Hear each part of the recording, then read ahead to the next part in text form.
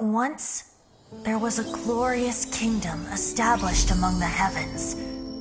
From that kingdom came a crown.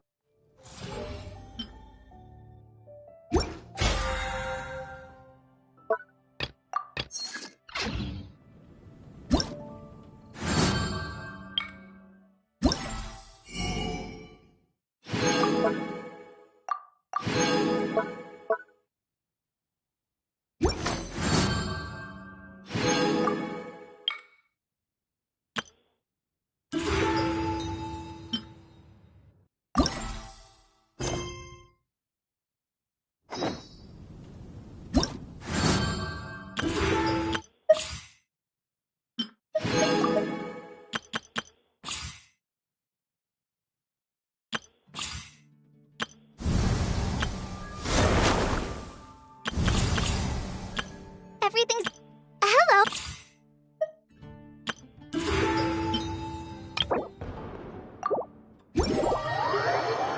Time flies so fast. Before you know it, Lanterite's almost here again. The people of Liyue must have already started preparing for the most important festival of the year, right?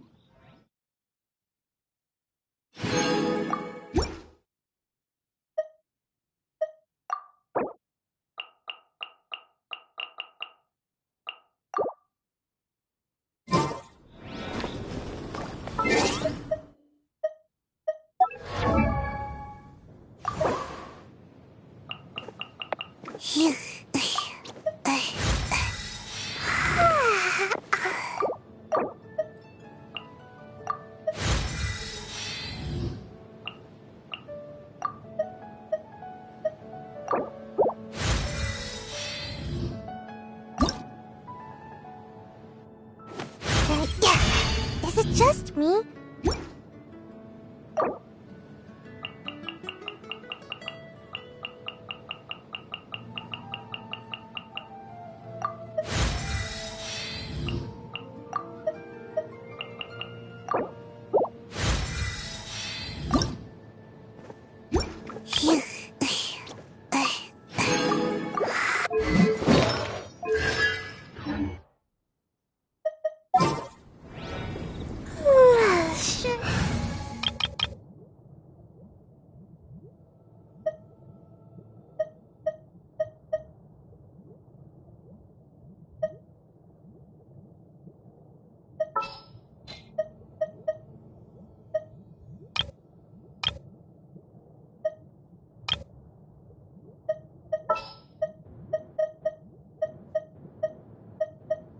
Drat! You caught me.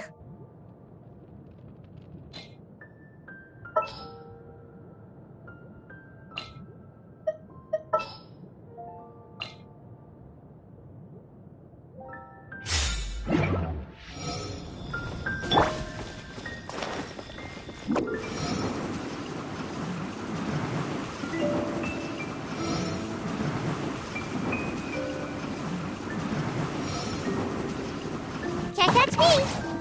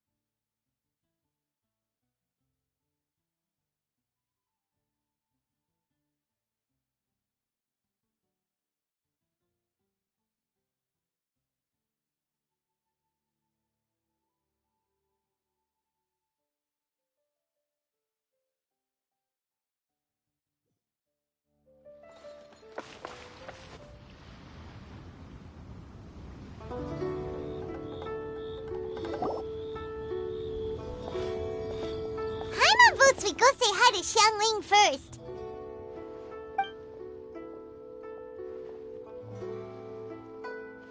Huh? Xiangling? What a pleasant surprise meeting you here! Oh? Why, the pleasure is all mine, as is the surprise, surely. It must be fate that brings us together in this place. How have you fared as of late? I sense you are older and wiser than the last time we met. It seems your travels continue to yield valuable insights. You are too kind. So, Xiangling, are you here to listen to stories over tea again? I had originally planned to set out after this last round of tea. However, I had planned to take a walk to Qingce village and gather some nascent bamboo shoots, which are currently in season. A villager there once gave me a small sample, and they possessed a most excellent flavor. Huh? Nascent bamboo shoots? Why can't you just use normal bamboo shoots instead? Wait, Paimon knows! Because Zhongli prefers the finer things in life, right? Okay, Mr. Particular, let me guess. Ahem. The nascent bamboo shoot has a uniquely tender texture and a delicate sweet taste that its normal cousin cannot match. An astute observation, Paimon. You know me well indeed. Lantern Rite is almost upon us, but besides the bamboo shoots, there are a few other items I have not yet procured from Director Hu's list. May I ask if you have already made arrangements for the days ahead? Well, we were planning to use the opportunity to say hi to some of our friends, but before we were able to figure out a schedule, we ran into you. Well then, might I invite you to imagine the sheer delight that is a soup cooked with the freshest nascent bamboo shoots in all the land. Generous cuts of pork belly and crisp, fragrant bamboo shoots placed together in the pot and left to simmer slowly for half a day.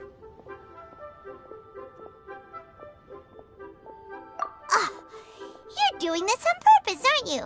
Paimon's onto your plan. You just want to hoodwink us into fetching your bamboo for you. Why, I assure you, I would do no such thing. I merely wish to inform you of the freshest, most succulent and flavorful bamboo shoots one could ever hope to taste. Ugh. Let's go, Traveler. Paimon's taste buds can't take it anymore. Collecting a few bamboo shoots shouldn't take too long. Paimon has got to get her hands on some of that soup. Such fine specimens are indeed well worth the excursion. Very well. I shall leave the bamboo shoots to you. Should you have the good fortune to find some, please share them with me as well. See? Paimon knew he was just bamboozling us. However, there is no need to rush. The streets of Liu will be bustling with visitors and filled with all manner of celebrations during the festive period. By all means, the nascent bamboo shoots would be but a wonderful final touch to a most exceptional feast. What an honor it would be to savor them in the company of friends. We're heading out. Enjoy your walk, Zhongli. Take care now, you two.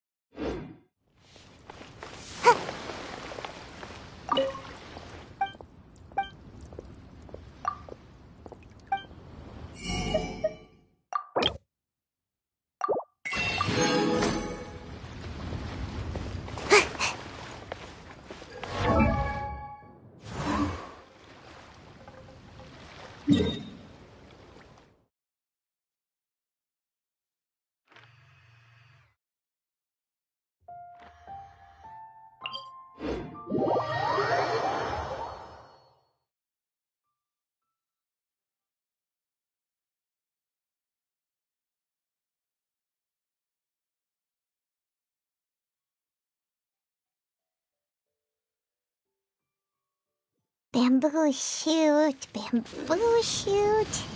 Nascent bamboo shoot. Oh! This one's only just sprouted! And it looks super fresh! Paimon thinks this is the one!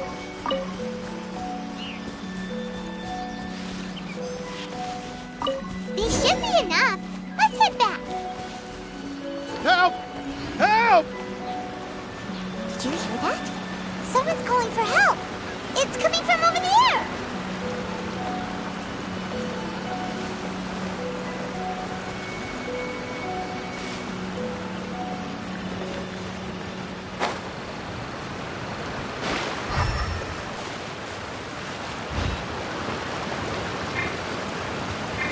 Gotta dash! The wind rises.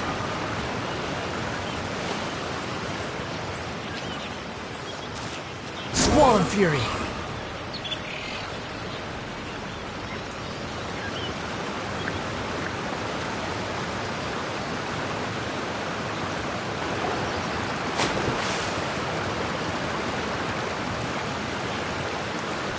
Are you okay? Did any water go down the wrong pipe? I think I'm okay now. Thank you so much. That was scary. Well, at least you're all right. All thanks to your savior here. Oh, a little girl? Greetings, everyone. My name is Yao Yao. It's a pleasure to make your acquaintance. Whoa, she's so well-mannered. My name's Paimon, and this is the Traveler. I'm Dvorak, a musician from Fontaine. I came through Stone Gate intending to head towards Liyue Harbor, but then I became captivated by the beautiful scenery, and before long, I was completely lost. Just now, I was so mesmerized by the waterfall that I slipped and fell into the water. If it weren't for Miss Yao Yao's help, I shudder to think what might have happened. It's all right, Mr. Dvorak. The splashing around the bottom of the waterfall means the stone path is always wet and slippy. You definitely have to be careful. Next time you're exploring an unfamiliar environment, try to focus on what's right in front of you. Don't let your mind wander. As long as you watch your step, accidents like this won't happen anymore. Yes, ma'am. I understand. I'll remember to be more careful next time.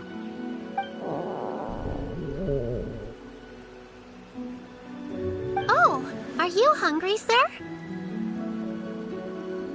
Oh, I'll be fine. Please, sir, it's quite all right. I was born and raised here in Liyue.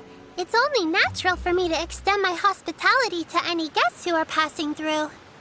I expect you still have quite a long journey ahead of you. It's very important to keep your energy levels up. I still have some lotus flower crisps left in my backpack. Why don't we split them between the four of us? Aw, what a thoughtful kid! She even has some for Paimon! You're welcome. Mmm, so tasty. If only there were more. Having a healthy appetite is a good thing. It means Paimon's still growing. If I'd known I was gonna run into you, I would have made a second batch. Hope you're taking notes, Traveler. This is how you treat your Paimon. What do you think, sir? Are Liyue's snacks to your taste?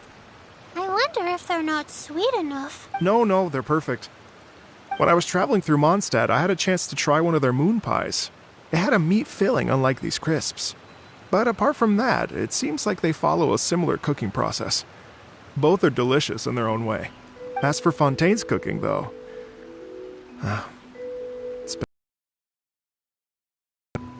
Sounds like you spend a lot of time on the road, huh? I do. It's part of my job. I'm one of the main organizers of the Iridescence Tour. Iridescence tour?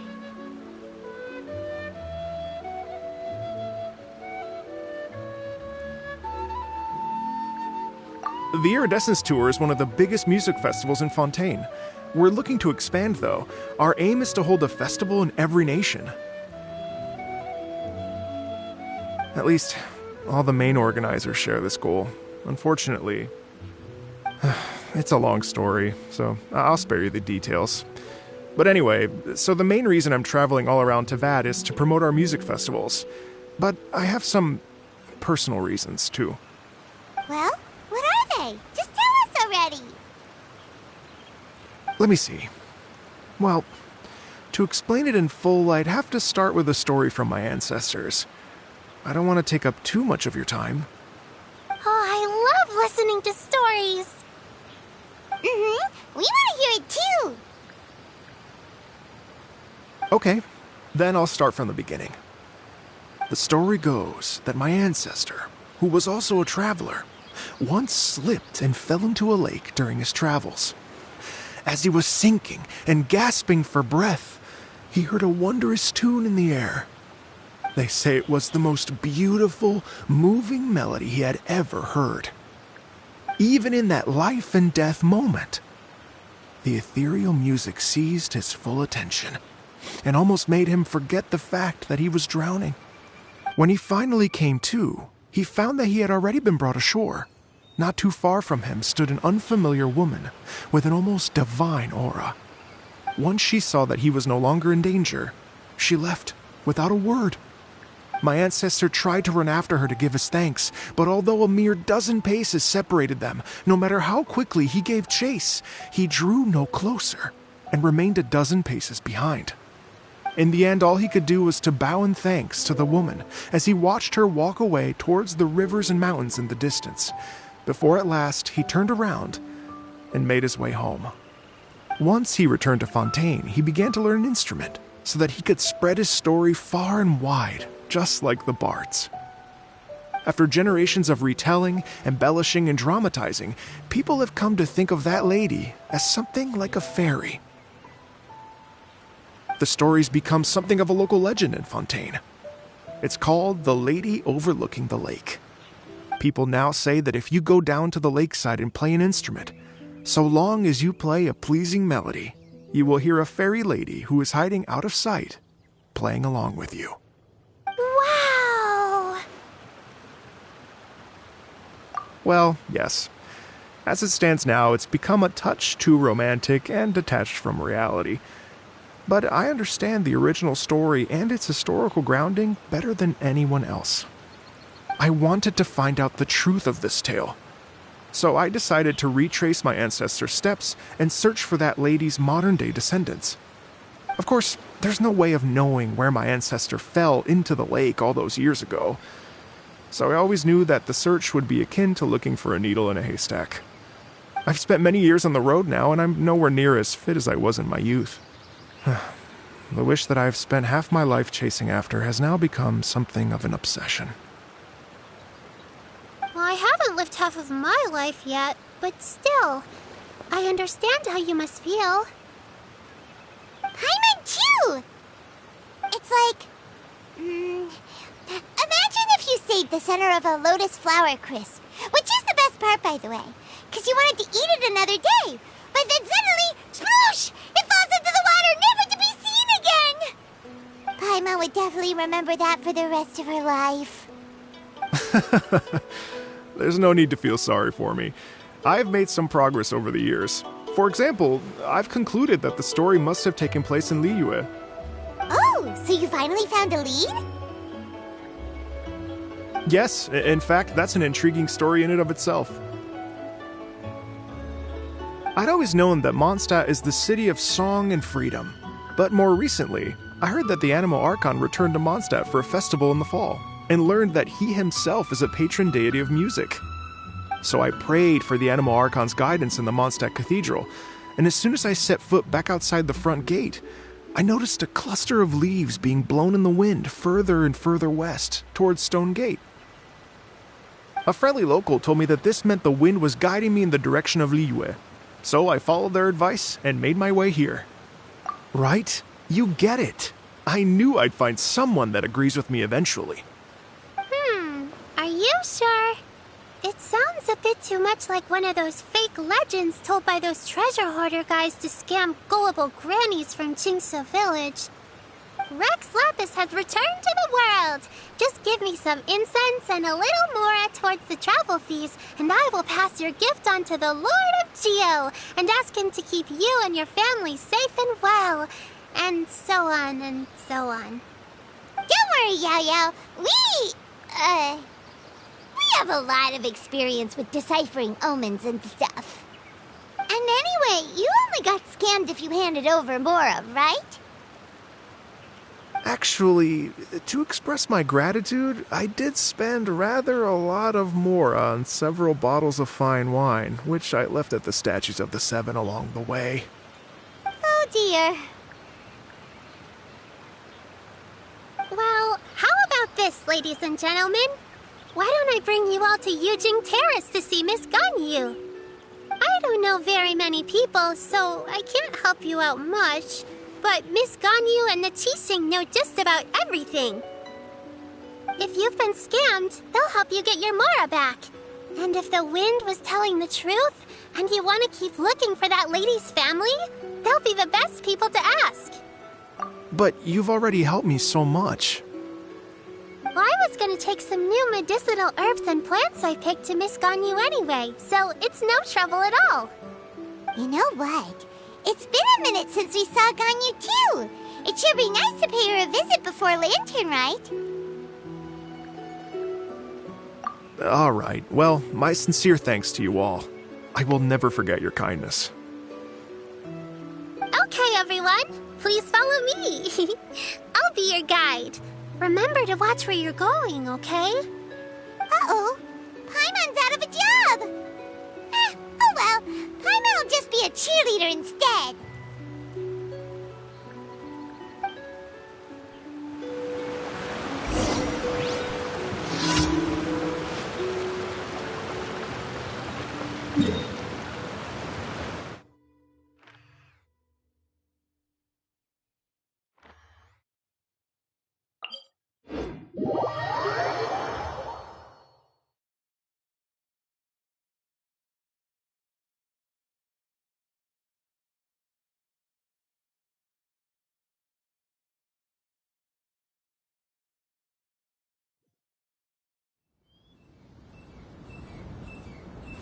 Behold!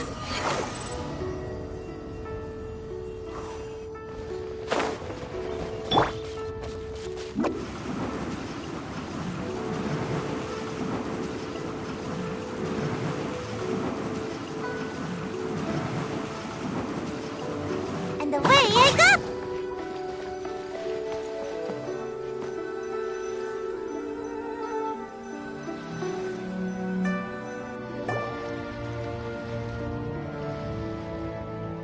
Wow. Liyue Harbor looks very different from when I came last. It's almost as if I'm listening to the same melody, but with a richer timbre and new variations added.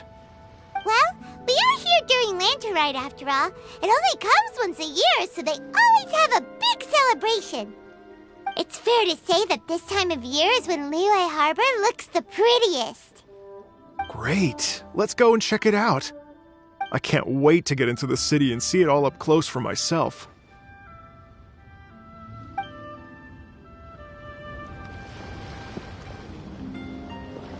The streets are breathtaking.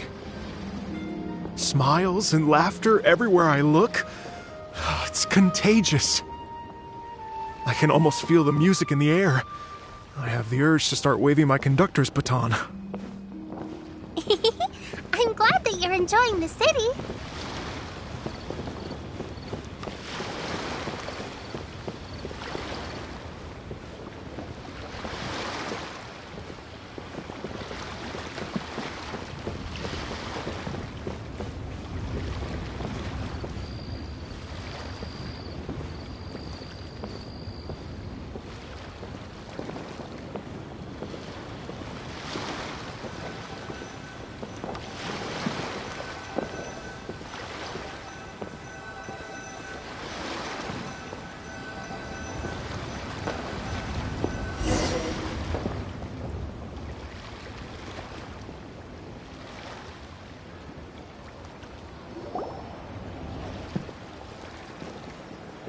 everyone. Fancy meeting you all here. What a nice surprise.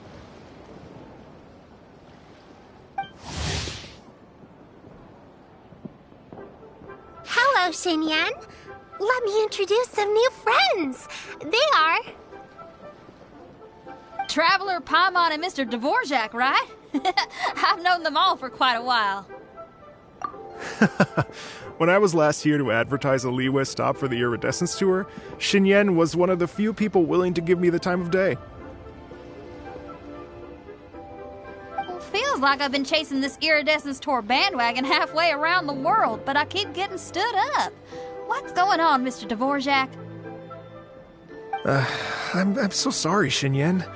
We've had a string of terrible luck recently, and every time we've tried to put on a show, something or other has come up to stop our plans from materializing. Is that right? I guess it can't be helped. So, what brings you to Liyue Harbor at this time of year anyway? Thinking of putting on a music festival during the Lantern Rite celebrations? A Lantern Rite music festival? Yes, please! No, I'm actually here on personal business this time. Oh, so no Lantern Rite music festival? I mean, that's not just up to me. Hosting a music festival takes a lot of funding and personnel. Moreover, I've never worked with the Liyue authorities before. Even if I were to start putting something together right now, I think it'd be too rushed. Wait, but we're going to meet the Liyue Qixing, aren't we? And they're the ones in charge. Uh-huh, that's right. Miss Kuching and Miss Ningguang can make anything happen. You mean... what? This is the perfect opportunity! Well, sure, it might not work out, but it can't hurt to bring it up as a suggestion. That's the spirit! See, even the Traveler agrees with me. Mr. Dvorak, don't let yourself be put off by the fact that a few things haven't worked out recently. As for the performers, I can put you in touch with some local artists. My friend Yunjin is a well-known opera singer in Liyue. With her support and a commissioned song from the Yunhan Opera Troupe, we should be able to get something going. But what about you, Xinyan? Are you just going to sit this one out? What do you take me for? If we actually manage to make the Iridescence Tour Lantern Rite Grand Concert a reality, you think I'd let anyone else perform the opening act? Wow! There's that rock and roll spirit! What do you say, Mr. Dvorak?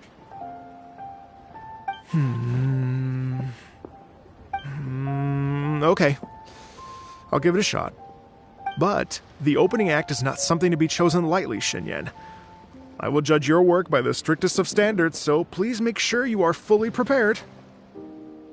Are you kidding? I thought you'd never ask.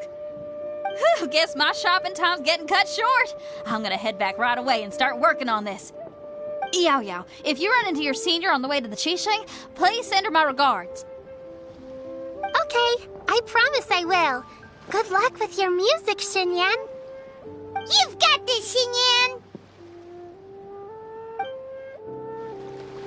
So about the senior of yours Xinyan mentioned just now. Is that anyone we know? All from my time. Yes, it's Xiangling. She's mentioned you two before. Xiangling's always thinking about cooking. Whenever she gets scrapes or burns, she just leaves them to heal by themselves. She definitely needs someone around her to look after her. I know you must have looked out for her a lot too in the time you've known her. So, thank you for that.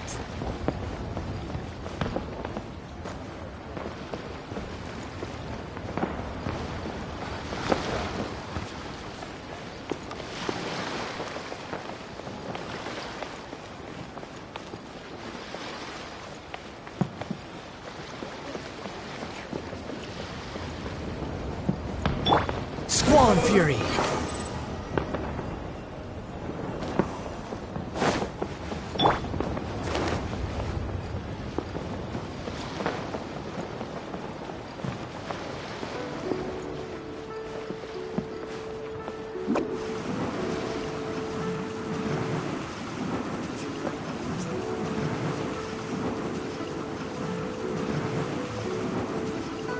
Can't touch me!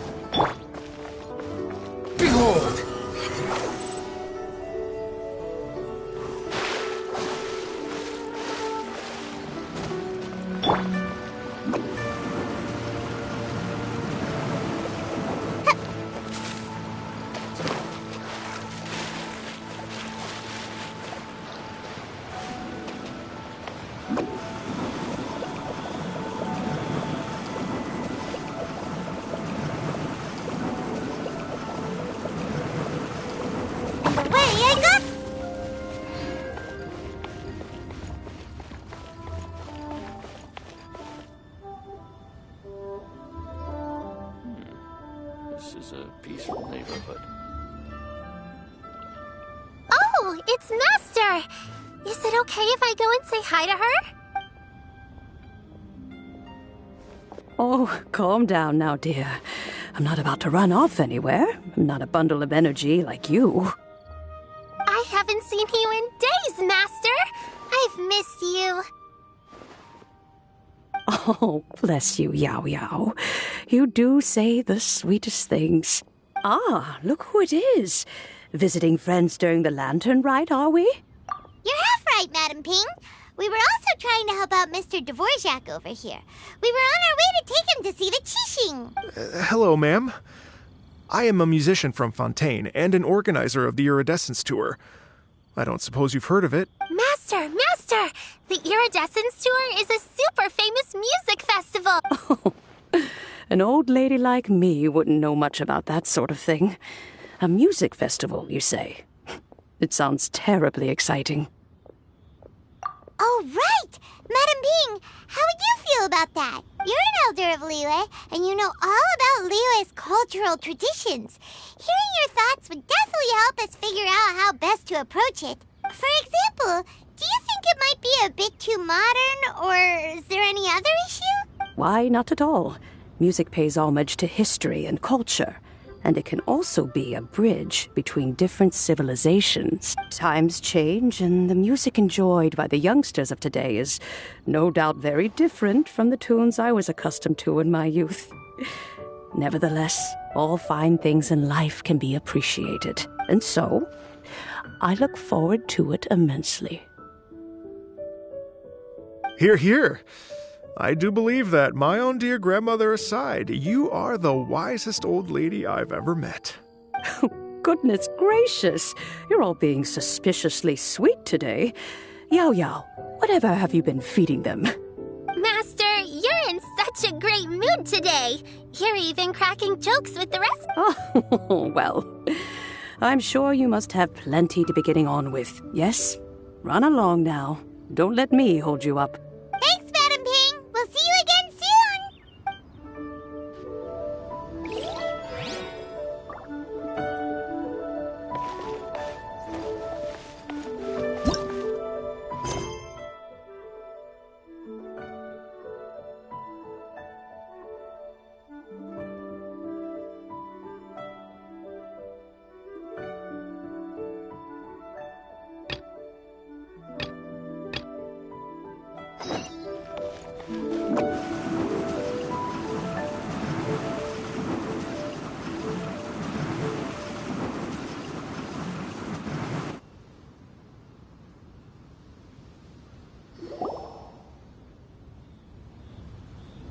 I have gathered everyone here today to make an important announcement. Perhaps some of you will have heard the news already.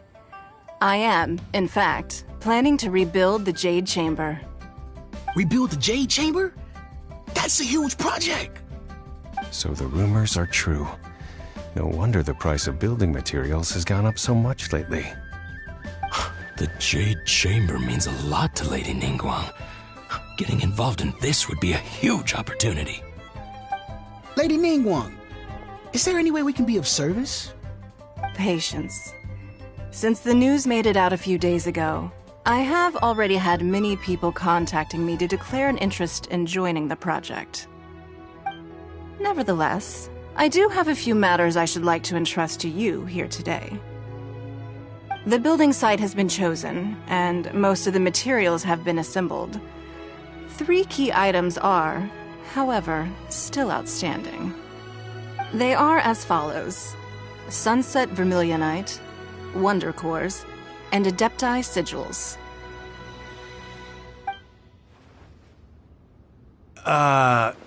Excuse my ignorance, Lady Ningguang. I'm familiar enough with Plostrite, but I've never even heard of those other 2.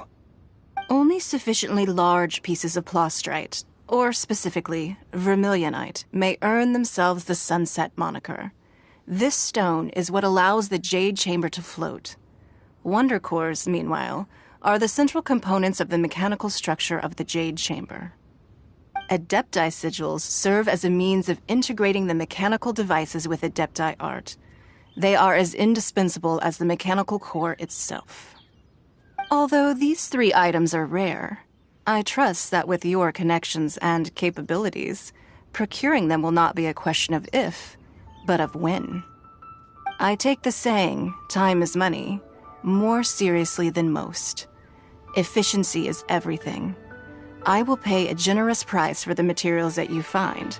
And in addition, the first 3 people who collect all the materials will have the opportunity to ask me a question.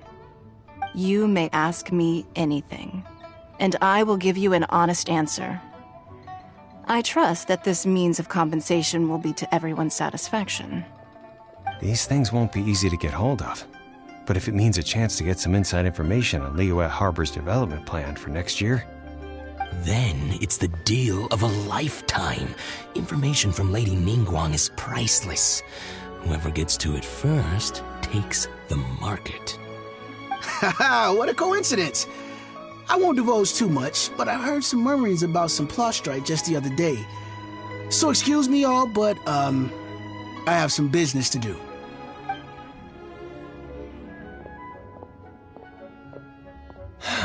No. We better move quickly, or this opportunity will be snatched away from us. Ningguang's rebuilding the Jade Chamber? This is a huge deal! Let's get involved!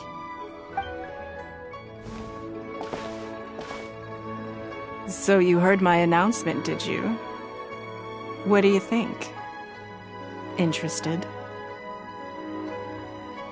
Yes.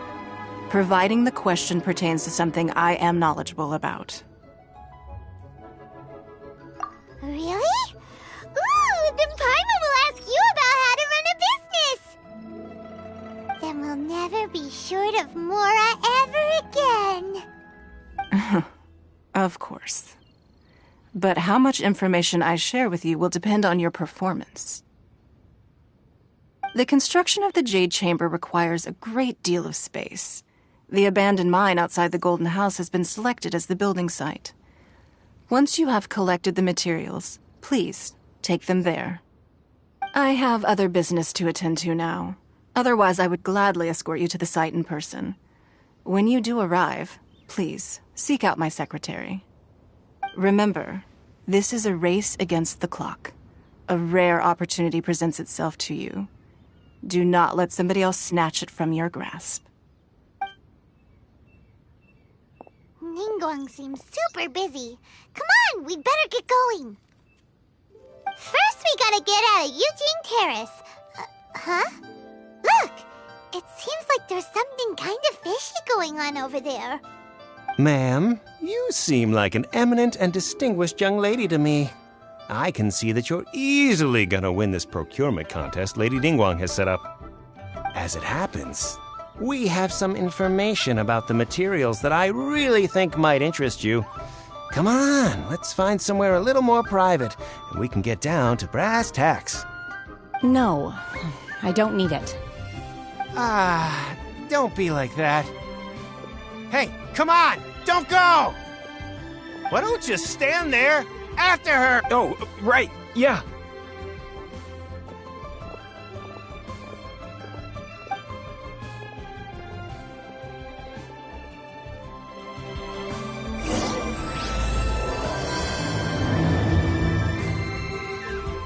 Did you hear that? They said they had some useful information! Information's just what we need right now. Let's follow them and see what we can find out.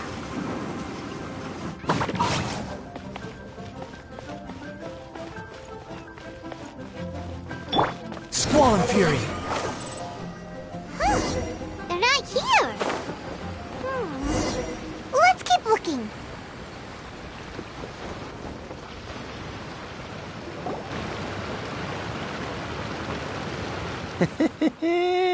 Well, will you look at that, ma'am? Nowhere left to run. Don't worry, we're not bad guys. You give us some Mora, we give you a little info. Everybody's a winner. Boss, I got a bad feeling about this. Look at her, the white hair, the energy she gives off. I'm telling you, there's something different about her. So what? She's loaded. How are we ever going to repay those gambling debts if we just let money walk away from us, huh? I've already told you. I don't need your information. If you still can't grasp that, I'm happy to repeat it in a way that won't be so easy to forget.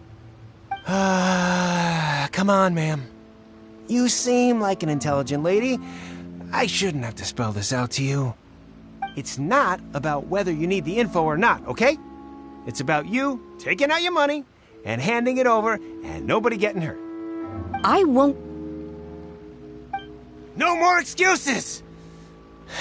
I know you have money. I saw you. Yeah, I saw you. Strolling into Leo Lee Pavilion, ordering a table full of food, and only taking a few bites. Then Shinyue Kiosk, then Wanmin Restaurant. Same story each time. You order all the signature dishes, take a few bites, then you're on your way again.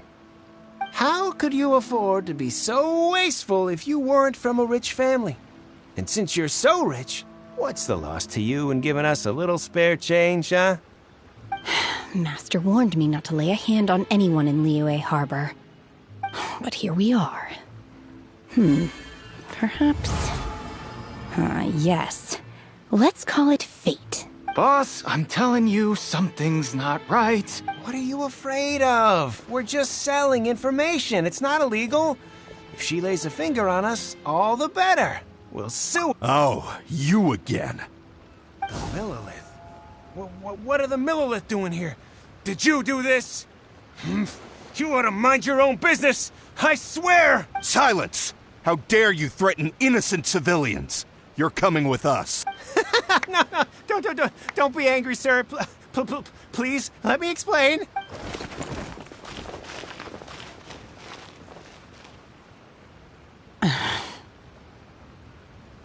Shenhe. Shenhe? My name. Oh, so your name's Shenhe. I've heard about you two before. Thank you for helping to defuse the situation. I could have dealt with it myself, though.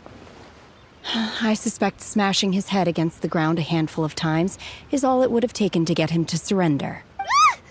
You can't do that. That's way too violent. This is Liyue Harbor. There are laws against that kind of stuff, you know. Laws? No. Apparently not. Really? So how exactly have you...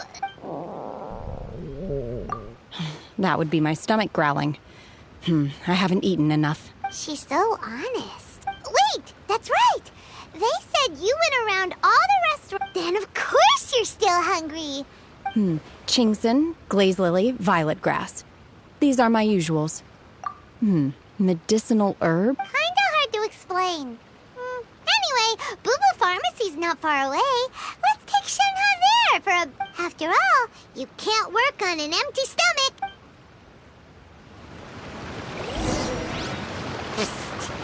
Do you think Shenhe might be an Adeptus? It seems like it's her first time in Liyue Harbor, and she doesn't seem to get how things work here. If she is an Adeptus, that would explain everything. Where does she fit in with the other Adepti, though? Paimon's super curious.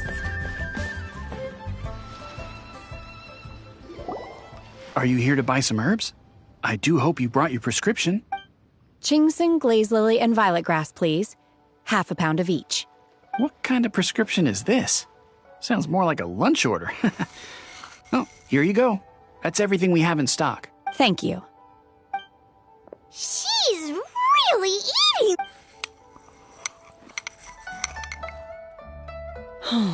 My hunger has now abated. Rather awful. Though they were not completely devoid of sweet fragrance. After consuming a large quantity of them, bitterness is all that remains. So, how come you chow down on these and barely touch the restaurant food? If Paimon had enough Mora, Paimon would go to the fanciest restaurant in town and order a whole table of food and eat it all in one go! Because I'm not sure whether I will remain here in the future.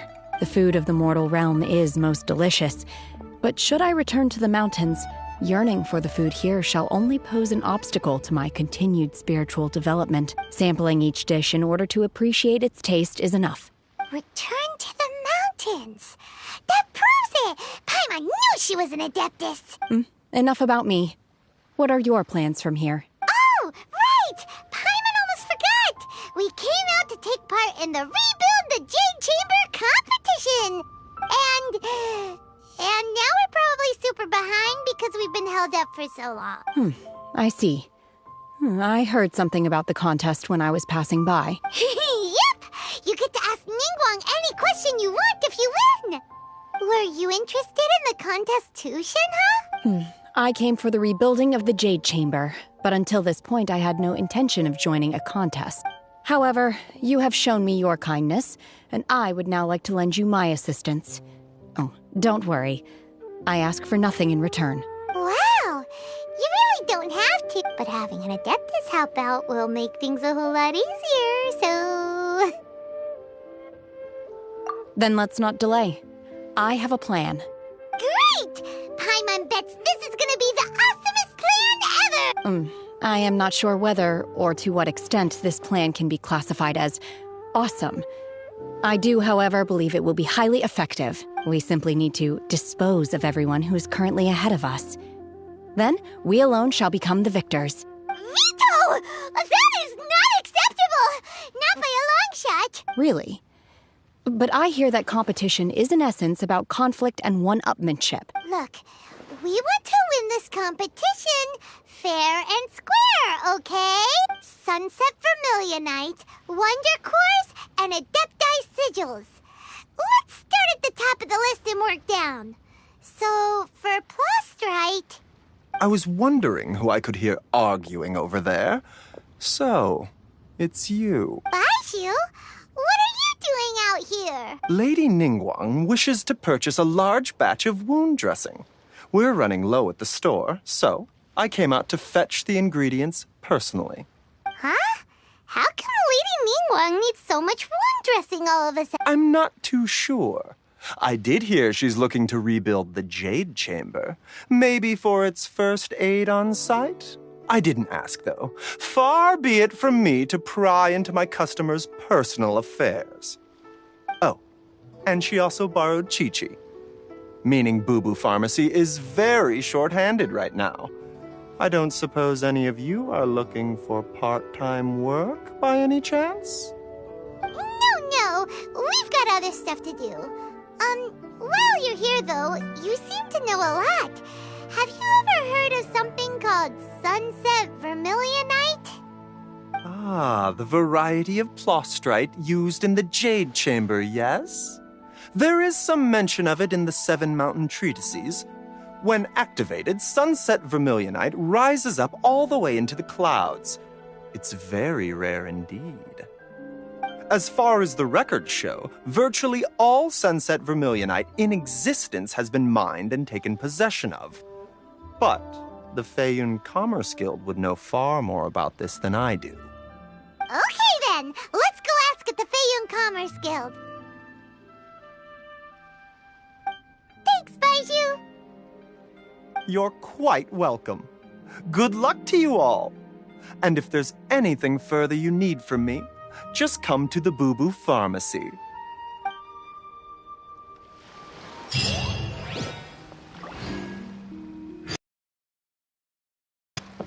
Why does Lady Ningguang need so much wound dressing? Is it really such risky business rebuilding the Jade Chamber? This is all most peculiar.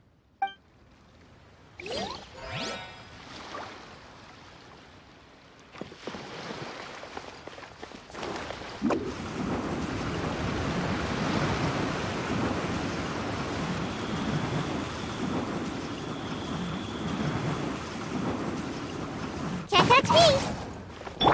Behold!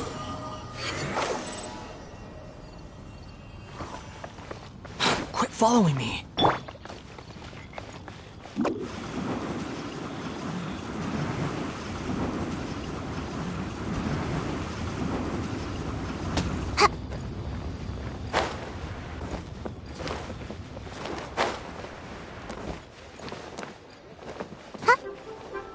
should I put in my letter? Join me, friends. Have some new items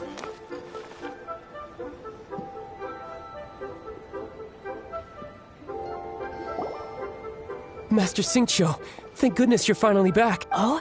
Why do I detect an urgency in your voice? The guild has had a whole string of strange orders in recently. Everyone's been completely caught off guard.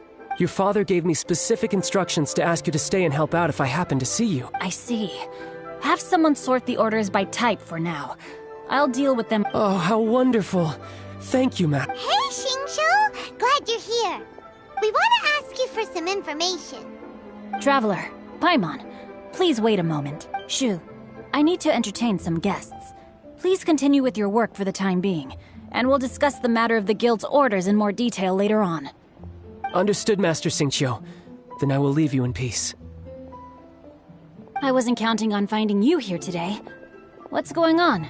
And how, pray tell, may I be of service? Xingqiu, have you ever heard of Sunset Vermilionite? Oh, I see. So you've entered Lady Ningguang's contest as well. As well?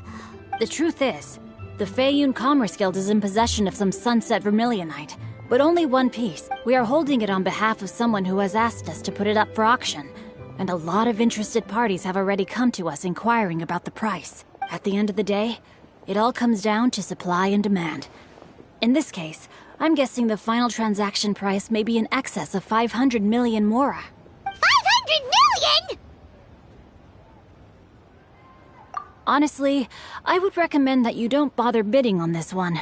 The price is greatly inflated, and it's just not worth it. But without any Sunset Vermilionite... Don't panic. I don't suppose you ever heard of Sea Gazer? Who? Sea Gazer was once very close to Mountain Shaper, but if I am not mistaken, he has already passed away. Yes, precisely. I didn't know anyone else knew about him. According to records of drifting clouds, Sea Gazer once built an abode to store his rarest and most exquisite treasures, among which was some Sunset Vermilionite. After Sea Gazer passed, the abode was abandoned, and its location was lost to time. Luckily, I came into possession of a stack of folk history books just recently. They make some oblique references to this lost abode, and after cross-referencing them against each other, I'm now fairly certain that it is situated in the Lisha area. That's great! But is it really okay for us to just go and take his treasure? Wouldn't it be a little, disrespectful? With him being an Adeptus? You needn't worry. As far as I understand, Sea Gazer was very open-minded. Even while he was alive, he wouldn't have let something like this bother him. Open-minded? I have not heard of Sea Gazer being described in this way before. May I ask where you read that? Just a rumor I heard out in the mountains. All right then, let's go. There's something about this young lady that reminds me of a good friend of mine. Oh, I almost forgot. Adepti abodes tend to have very ingenious designs, especially when it comes to their defense mechanisms. Plus, it's likely to be crawling with monsters after being abandoned for so long. So please, be very careful. Okay, we will be. Thanks, Xingqiu.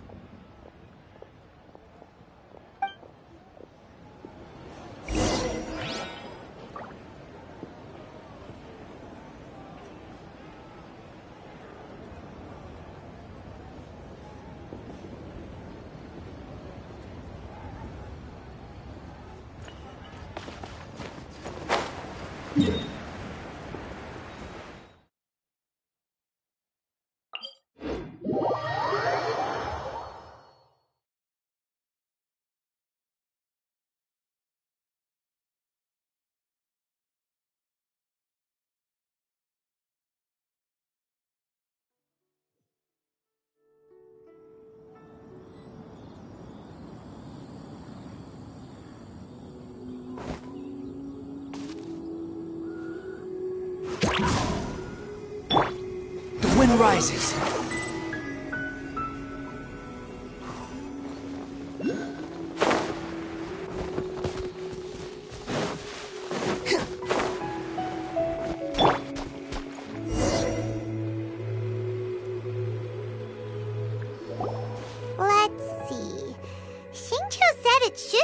around here, but Paimon doesn't see anything.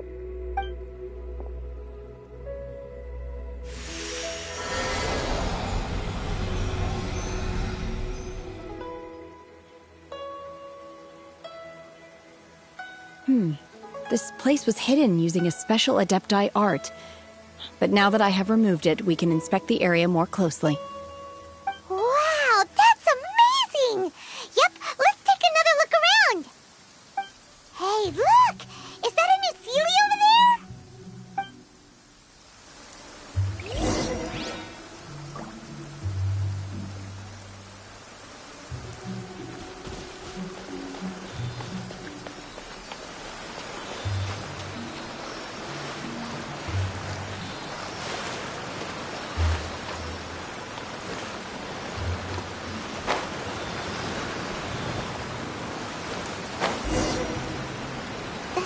Got to here and then disappeared.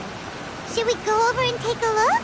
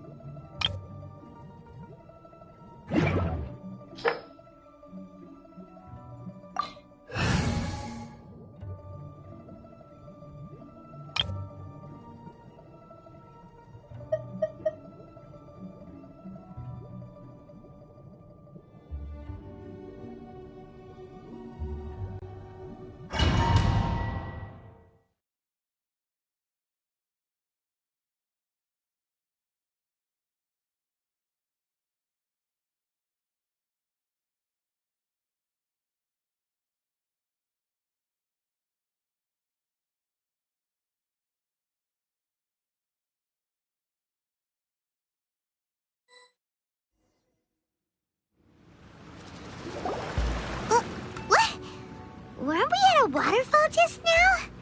How did we suddenly end up here? Oh, so many clouds. It feels like we're high up in the sky. I believe this is the abode of that Adeptus. With any luck, the sunset vermilionite we're looking for should be in here. Really? Let Paimon see. Huh? Isn't that the Sealy from before? Look, it's gone and snuck beneath the cloud. And now that Paimon takes a closer look, the rocks and trees here don't seem complete. These are not real clouds. They are the product of an Adepti art used for spatial partitioning. If we want to go down, we must first destroy the mechanism that is maintaining. All right, then let's do it. I sense the presence of monsters in this place. I don't know.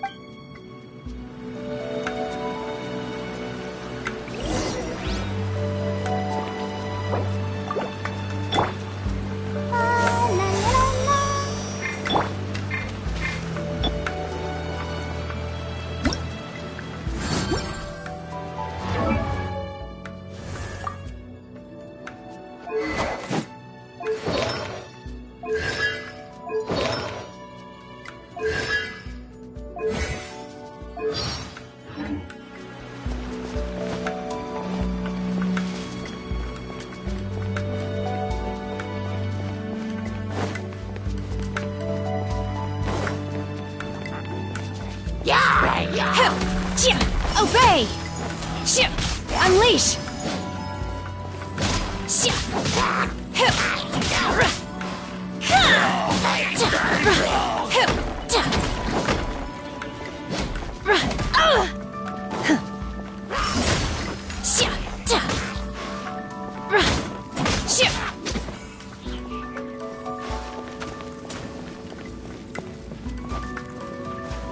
Obey!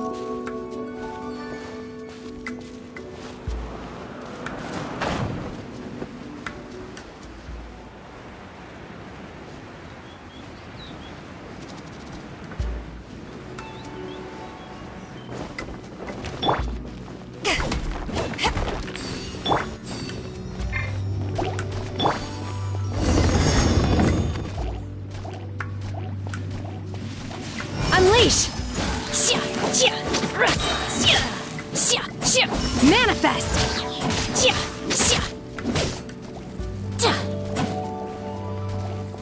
Cryo incarnate!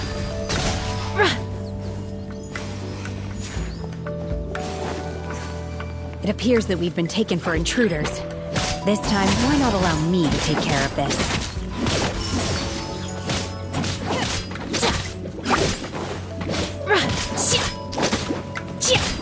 Obey!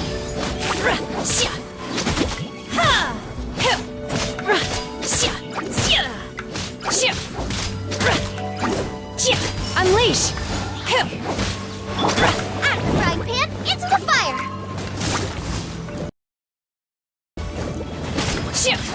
Obey!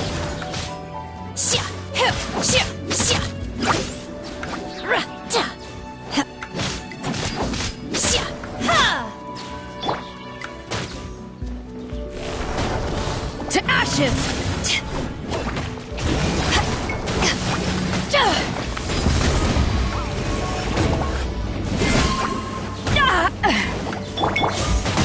Bow your head!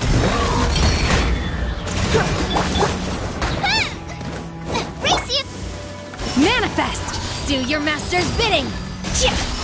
The core of the mechanism is exposed. Now's our chance. Get them! Behold!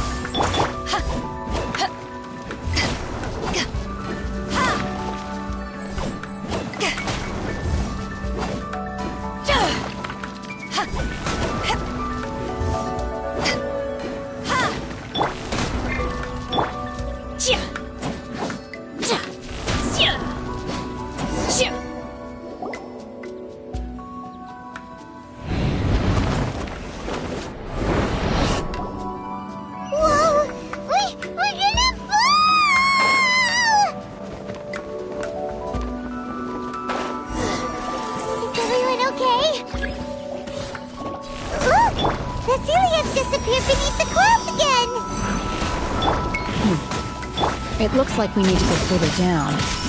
But before that, let's destroy the guard mechanisms on this level first.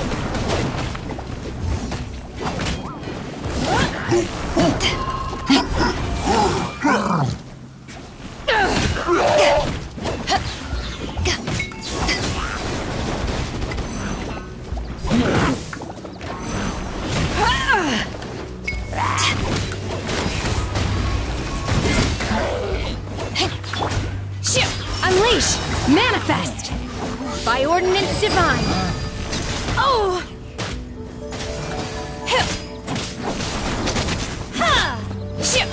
Obey!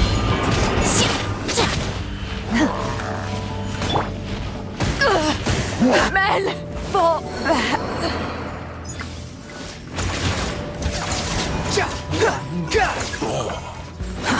Too slow. Unleash!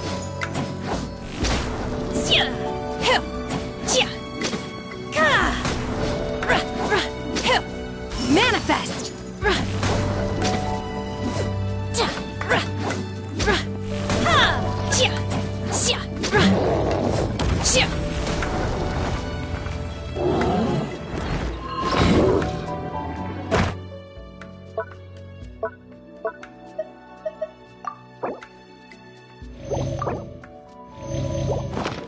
You will regret this!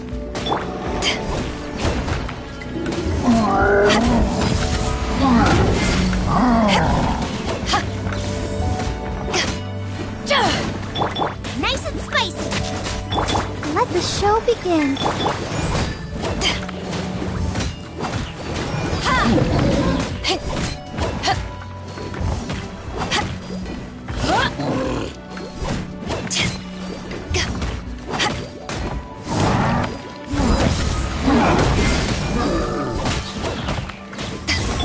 Out of the frying pan, into the...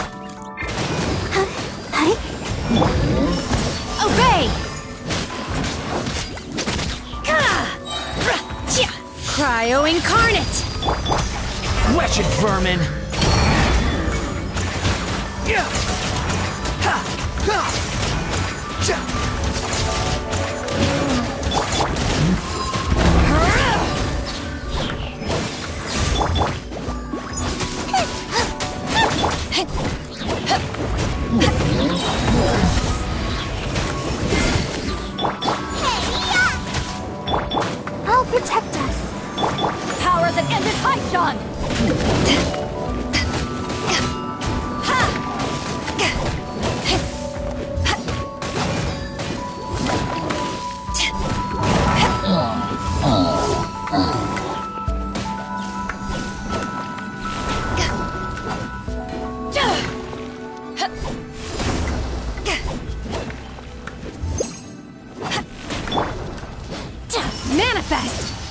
Obey!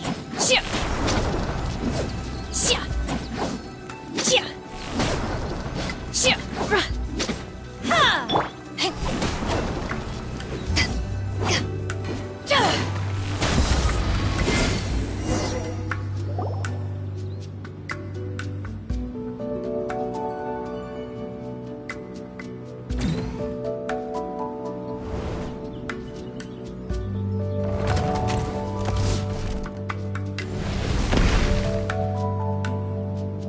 We're gonna fall. This time, we're really gonna fall. Ah! So high. Luckily, there was a pool of water at the bottom. Otherwise, that could have ended very differently. Hey! That Sealy's on the move again. Let's catch up with it. Huh. Something looks different about this stone wall. Let's take a closer look.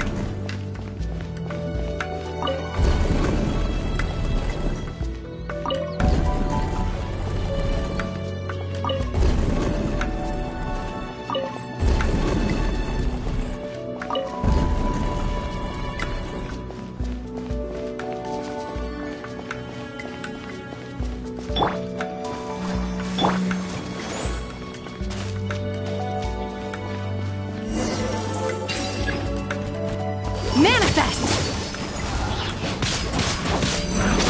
Shia! Shia! Shia! Ha! Ta! Obey!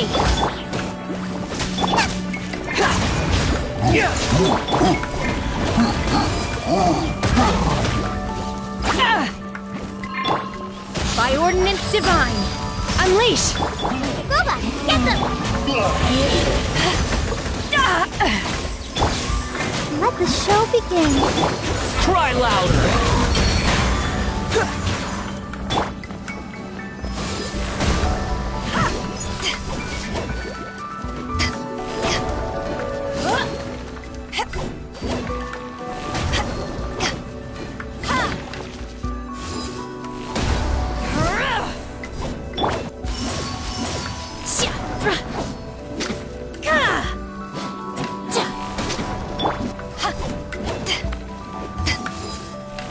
Take this! Chia! Obey! Chia! Chia!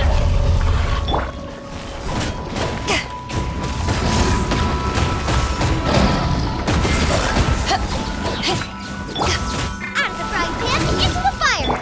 Unleash! Chia! Manifest! Chia!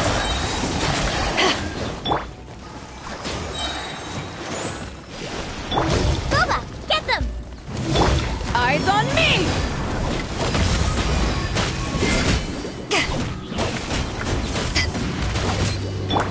Unleash! Manifest! Do your master's bidding! You're toast! Out of the frying pan, into the fire! Not bad.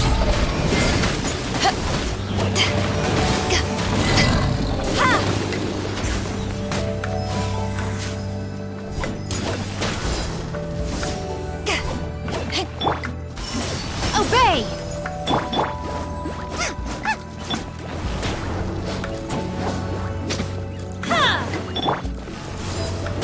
Back at ya! Unleash! Chia! Chia! La, la, la, la.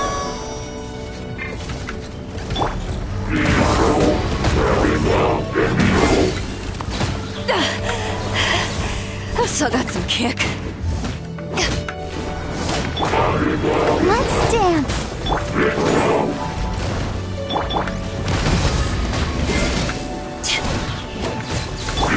Obey! Unleash!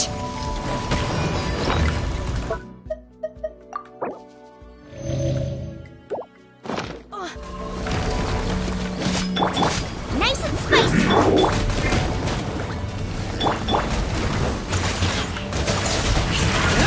That's far enough! The wind rises.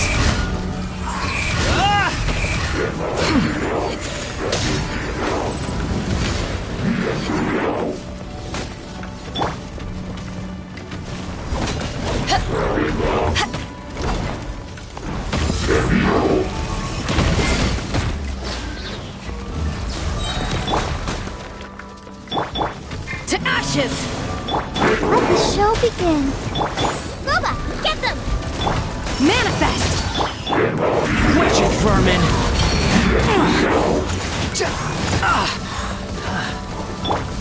By ordinance divine!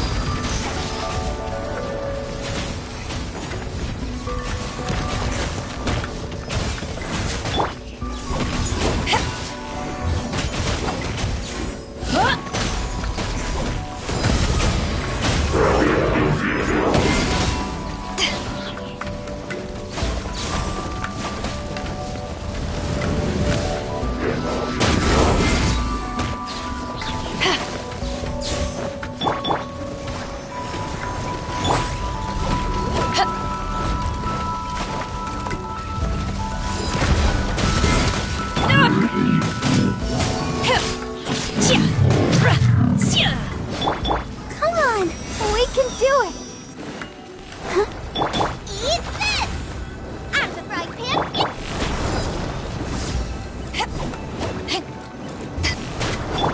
Obey! Unleash!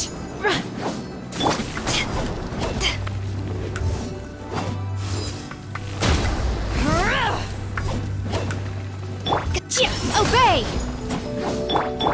Nice and spicy.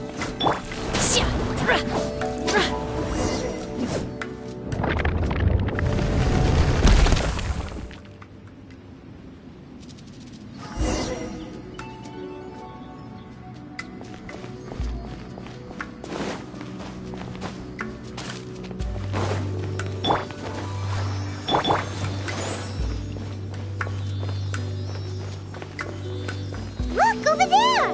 Could that be the sunset vermilionite?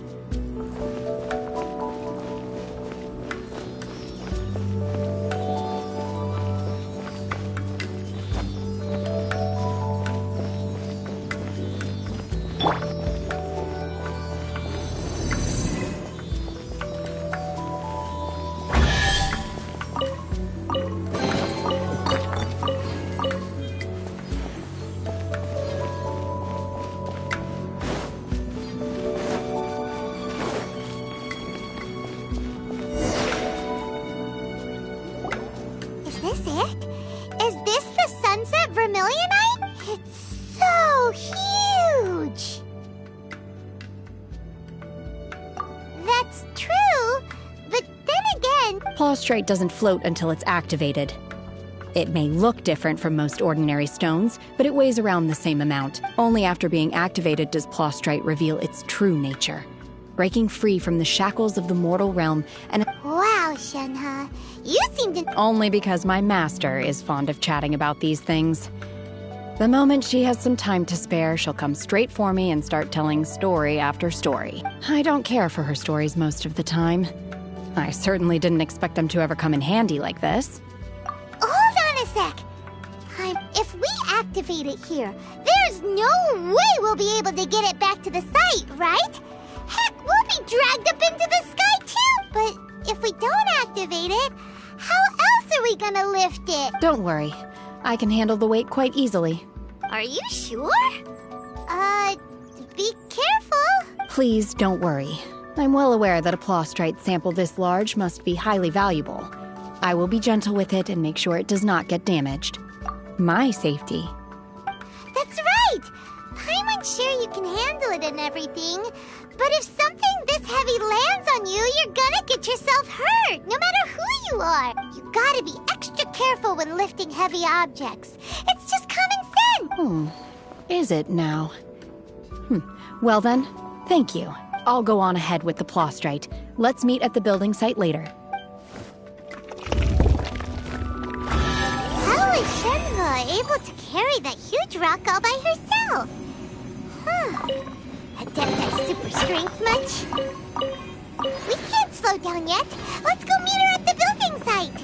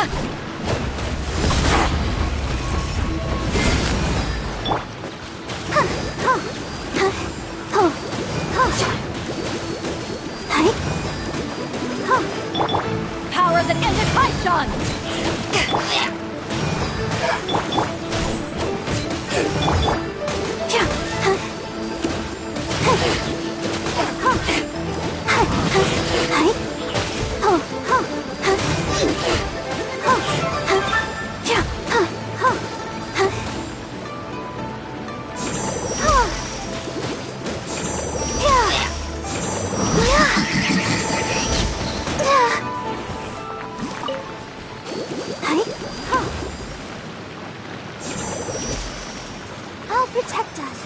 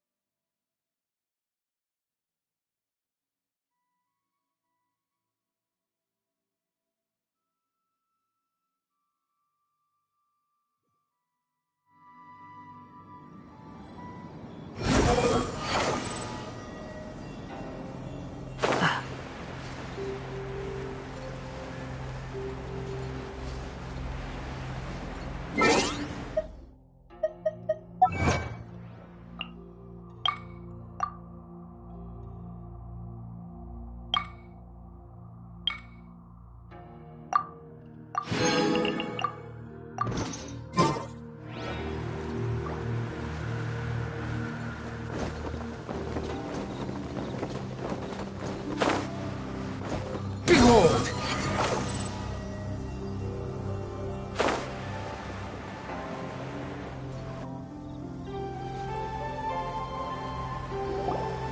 Oh my god, I can't believe my eyes. How can she lift that massive rock all by herself? She's gotta be one of those Adepti, surely. Oh, mighty Adeptus, please give me your blessing so that in the coming year I may reap a more bountiful salary. This is top tier in size and quality, and the condition it's in is quite simply immaculate. Congratulations! This item is approved for submission.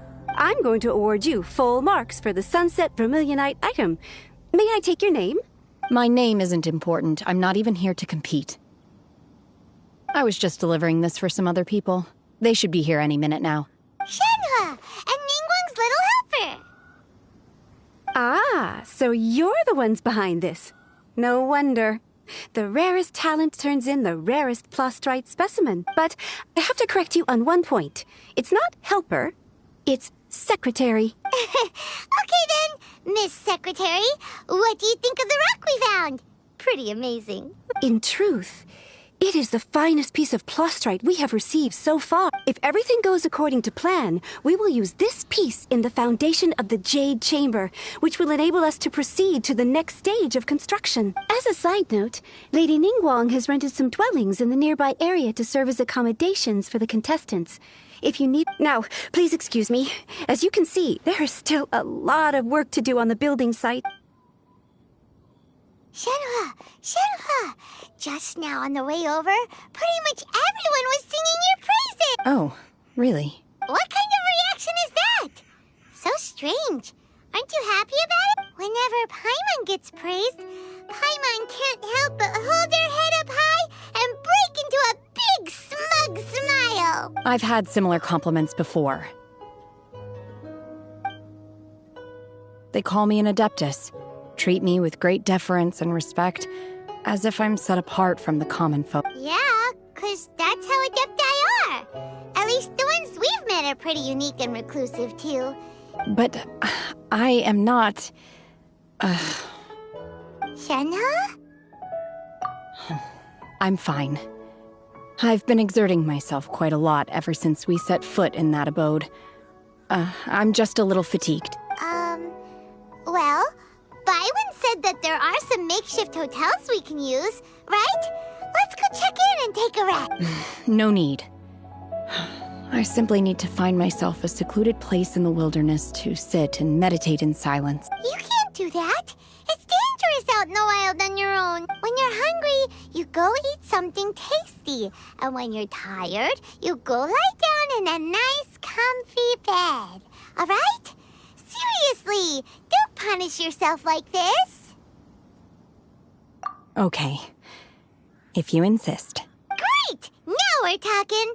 Let's head to our hotel.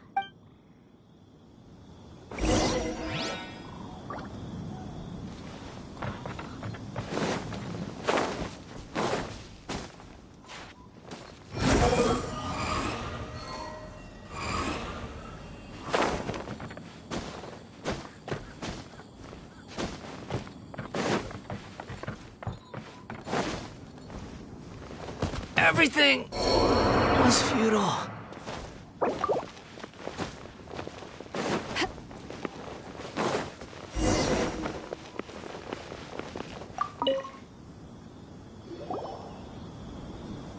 Hi there! Checking in, are we? Since this was chosen as the building site for the new Jade Chamber, we've had a constant stream of people in this area. So, business is booming for me today. Very few vacancies. You're lucky you got here when you did. Great! One of your rooms is still being cleaned. I guess it should be ready within the hour. The other room is just... Here are your keys. All right. Shenhua, you should go get some rest. We'll hang around outside until the other room's ready. Paimon's gonna go see if there's anything good to eat around here. Paimon couldn't help it. Let's buy one for Shenhua, too. She can have it as... All right. If you need anything, don't hesitate to disturb me. I'm a light sleeper. I will hear if you knock on the door. See you tomorrow. Hey! Isn't that Cloud Retainer? What's she doing here? Let's go and say hi.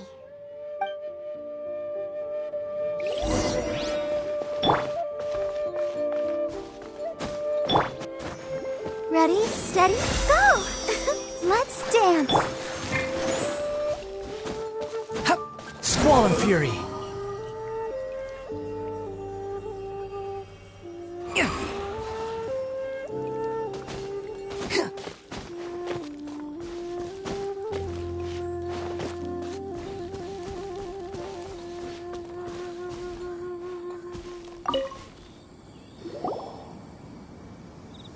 One trusts you have met Shenhe.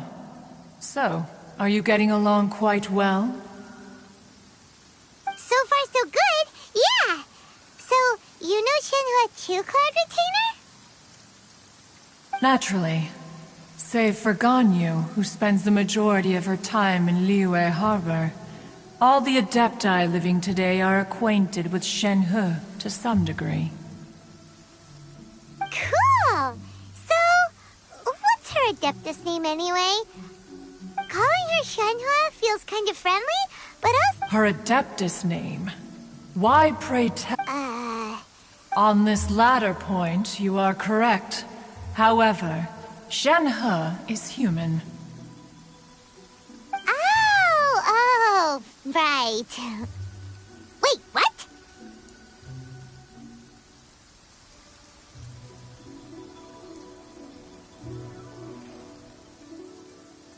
What? You knew already? So is Paimon the only one who didn't know? Do you mean to say that she presents differently from ordinary human beings? Well, to start with, her problem-solving methods are extremely direct. Ah, yes. She was like this all those years ago when one first met her. In this respect, she has not changed. One first found Shenhe by chance in a cave. One was passing by and sensed the presence of a god's remains. Being of an ever-vigilant disposition, one entered immediately to inspect the scene. Inside was Shenhe, then aged around 6 years old. In her hand, she held a dagger with which she was confronting a monster that was the god's remains incarnate. That sounds so dangerous. When one arrived, she had already been locked in confrontation with this monster for several days. Most mortal children are fragile, both physically and mentally, and are highly reliant on their parents for survival. But not so her. That she was able to endure such terrible danger was due not only to her strong willpower, but also to the bloodlust and homicidal instinct with which she was born. One dealt with the monster, yet she still refused to lower her guard. She even pointed her dagger in one's direction and remained ready to strike. Only after she was satisfied that one had no intention to cause her harm did she finally relent. She then passed out without uttering a single word. In other words, if you hadn't passed by that day, Shenhe might have... Not necessarily. Upon one's arrival, one could sense that the god's wrath was gradually receding. Even had the stalemate continued, one suspects that Shenhe may have still emerged the victor of the confrontation. That's still so dangerous, though! Why was a tiny little kid battling against the wrath of a god in the first place? Alas, the mortal world is rife with suffering of every kind, and she had experienced her fair share of this, even at a tender age. Seeing that she was homeless, one decided to adopt her.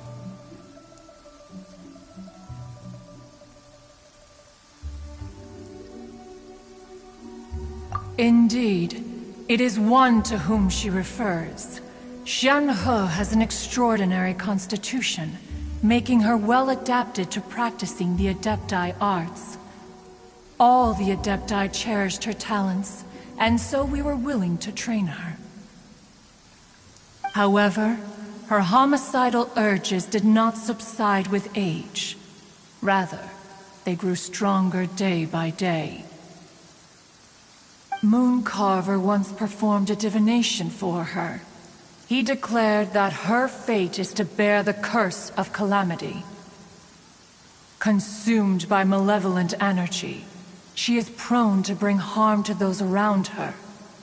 Such is the magnitude of the danger this poses, that her soul must be bound with red ropes to keep her homicidal instinct at bay.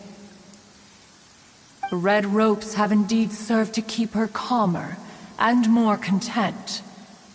They also seem to have rendered her somewhat inexpressive. Perhaps the red ropes are so powerful that they have suppressed some of her other emotions as well.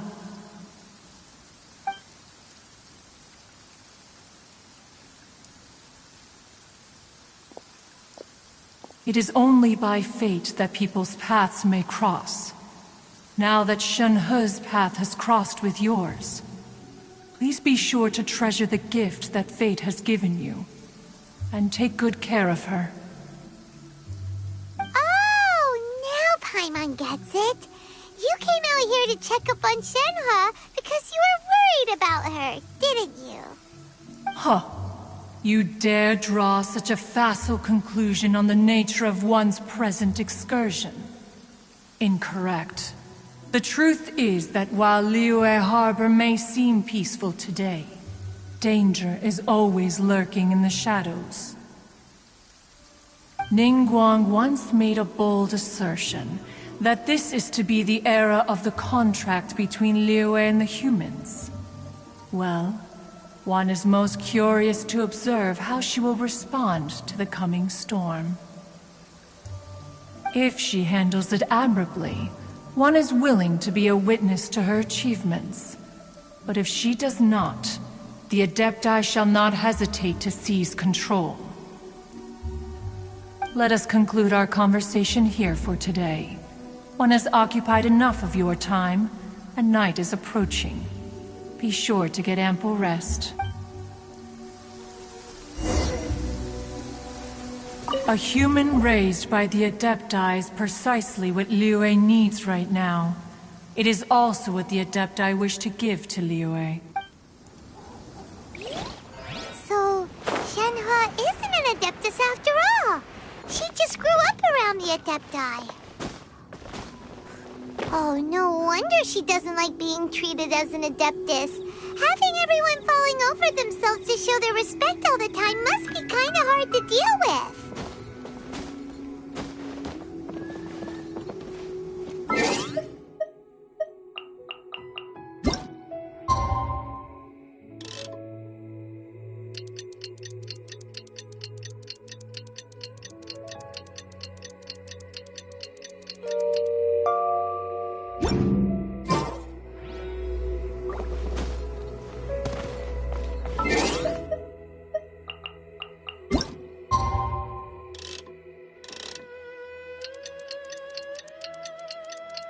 Hey!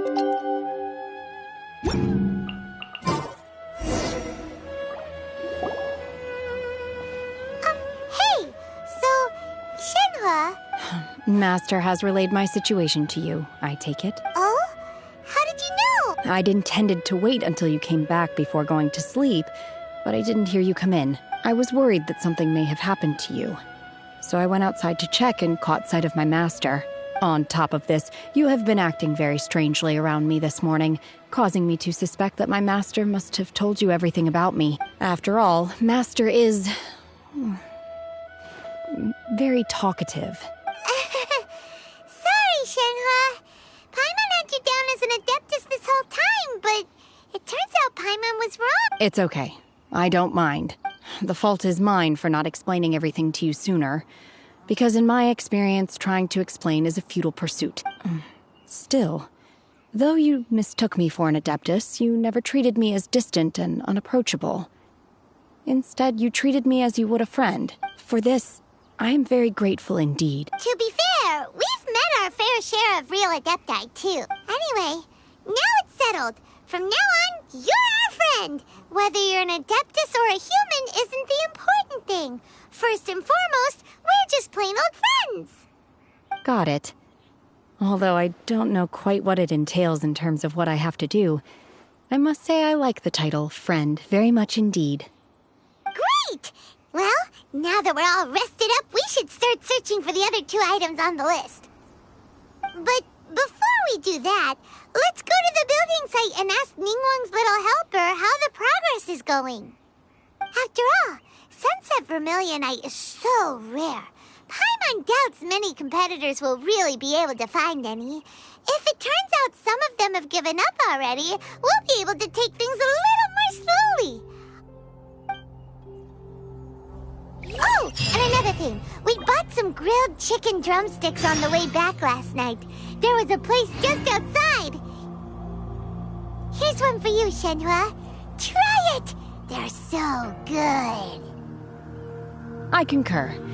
It has a rich flavor, far more agreeable than those I've cooked for myself in the wilderness in the past. Relax.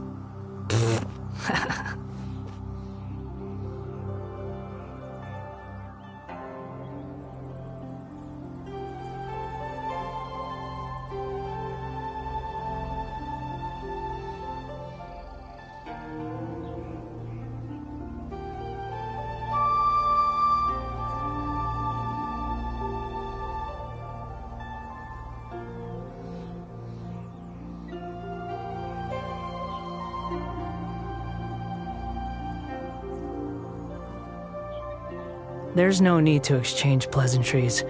It's rather pathetic to force a conversation just to occupy silence.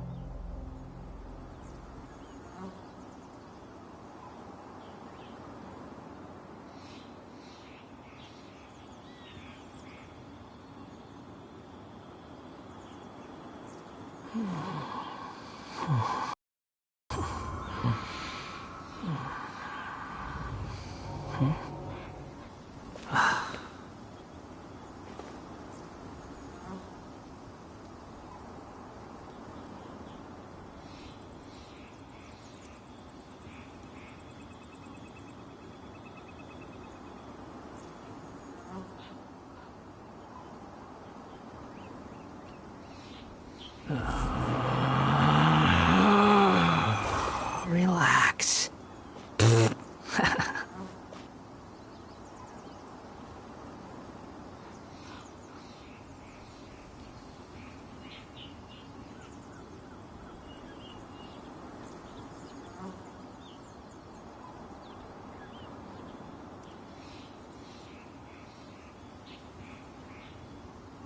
You think I've got a sharp tongue? I just tell it like it is. If someone can't handle it, maybe that's their problem. The wind rises.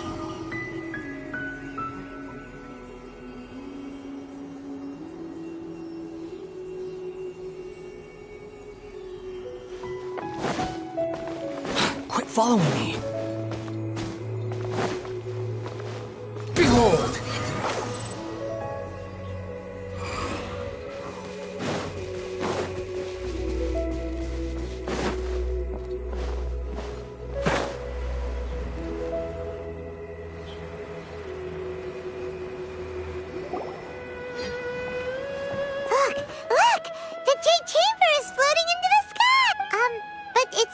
That's because it's not finished.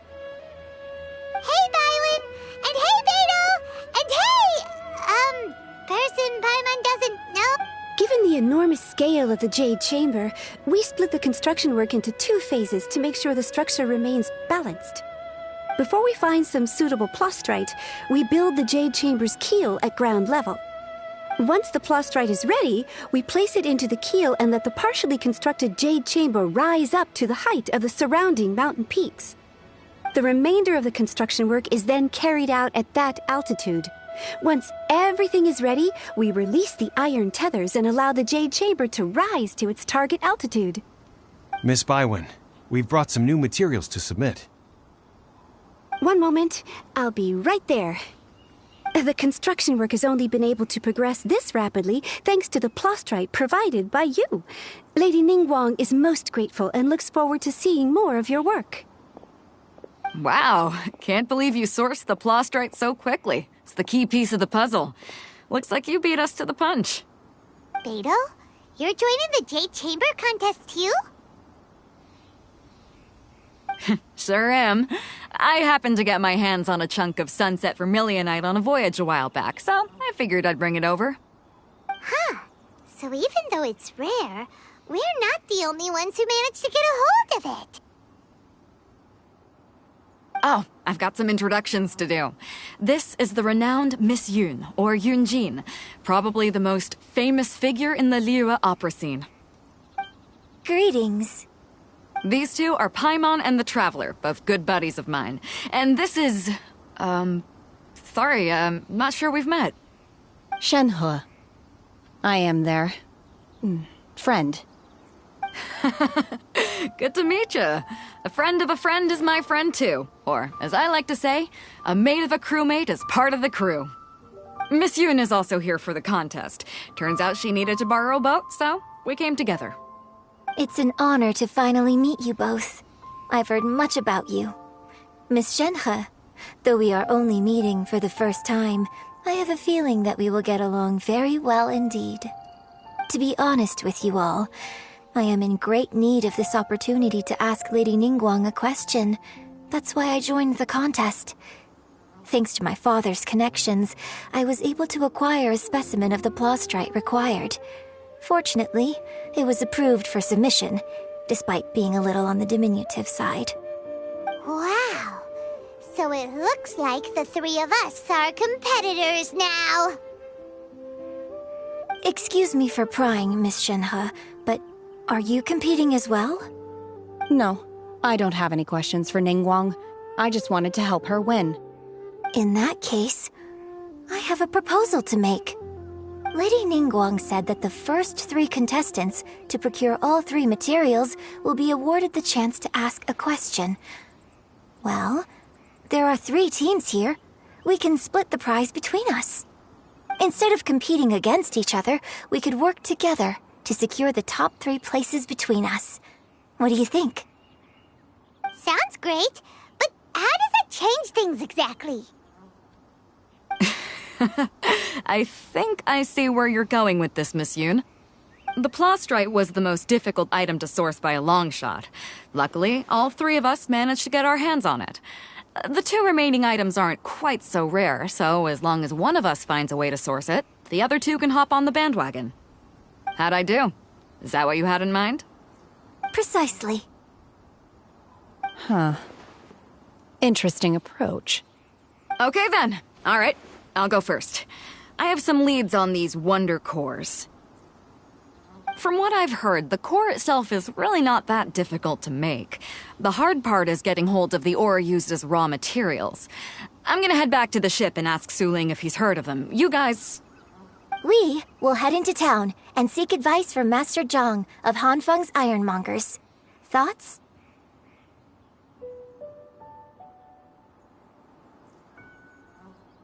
Wonderful. We'll split into teams then, and whoever makes progress first brings all of us a step closer to victory. I'm gonna take off. See you later. Okay, let's go! By the way, what question are you gonna ask Ningguang, Yunjin? I'm looking for a venue to host the performance of our new opera. Lady Ningguang has excellent judgment, so I would like to hear her opinion. Ooh, what's the opera called? Paimon wants to go see it. The opera is a labor of love by my father. He wrote it based on a popular urban legend about an evil spirit and an adeptus. It's called The Divine Damsel of Devastation.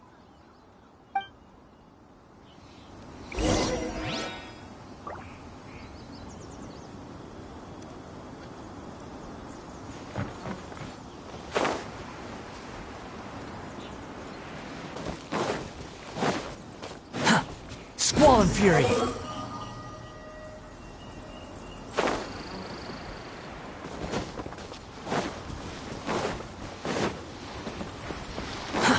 Too slow. The wind rises.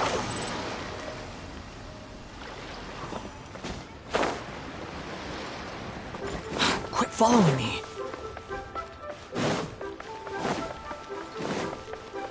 Behold!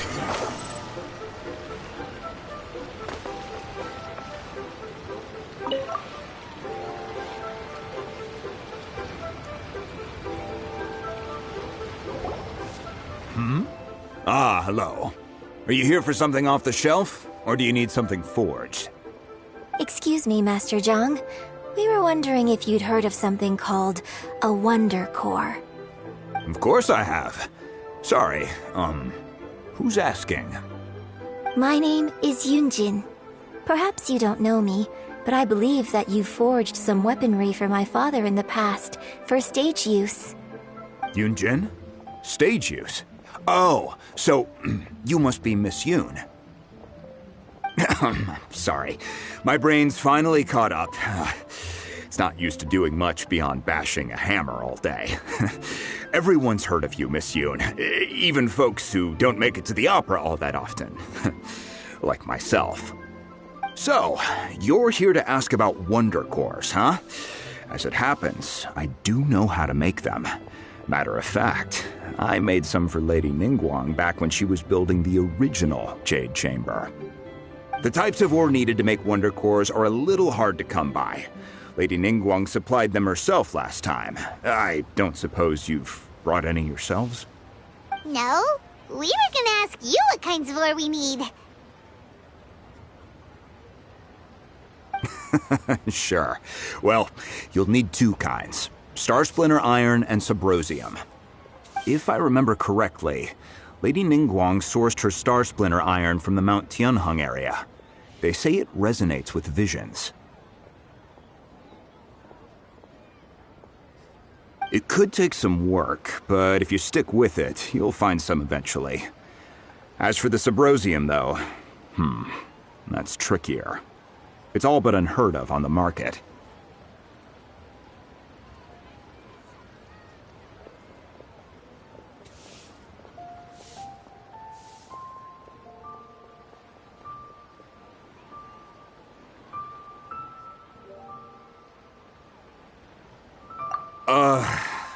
I'm really not sure. Sorry.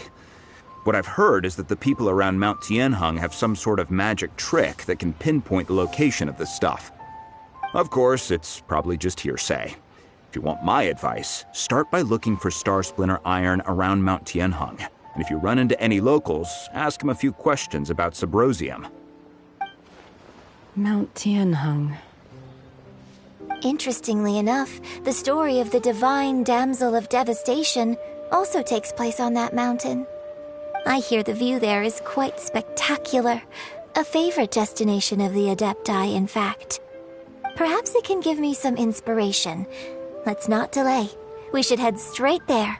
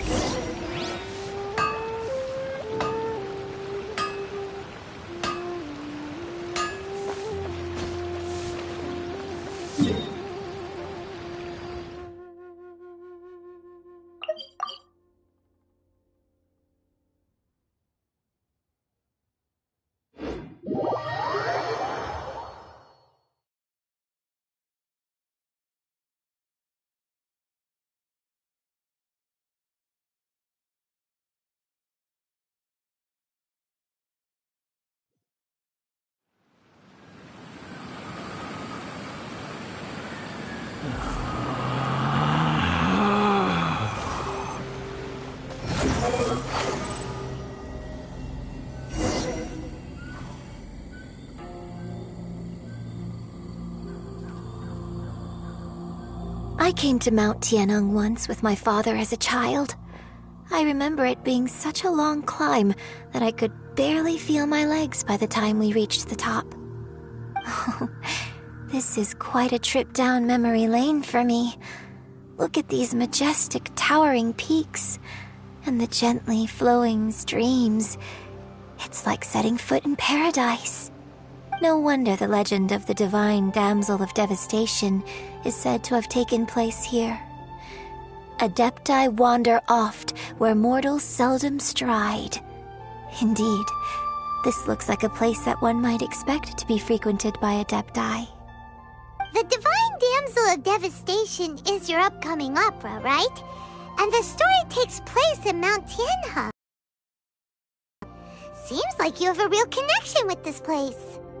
What's the story about, though? It's the story of a girl becoming a hero. Cool! A hero story? They're Paimon's favorite! The legend first arose in this area. It is said that there used to be a prosperous village on the mountain. In that village, there was a loving couple who were completely devoted to one another. One day, a terrifying monster appeared.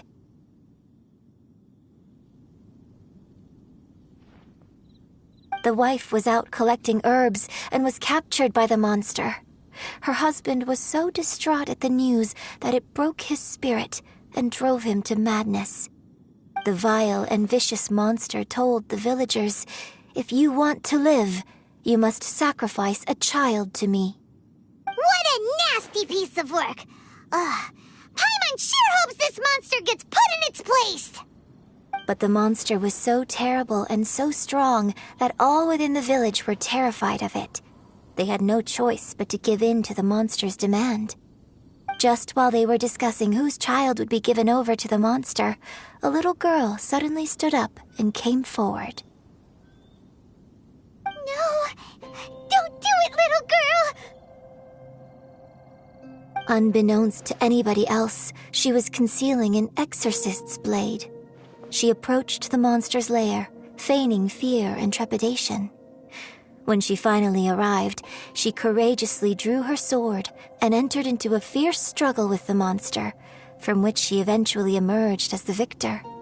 Her extraordinary abilities drew the attention of the Adepti, and they took her as one of their own. Her story became the stuff of legends. But alas, the paths of mortals and Adepti seldom cross, and she would never again re-enter the mortal world. And so, destined to grace the mortal realm for but a brief moment, she vanished like a wisp of smoke into thin air. That's how the opera ends.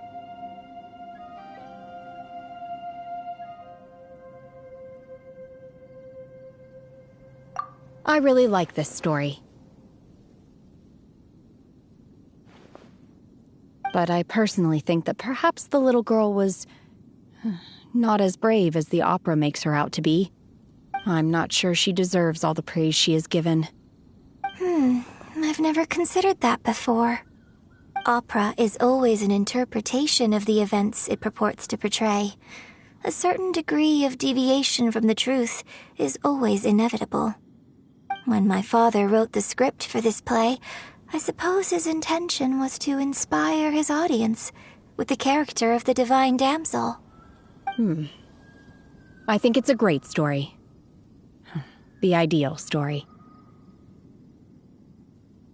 Well, it sure inspired Paimon! Let's go get ourselves some Star Splinter Iron! Yeah!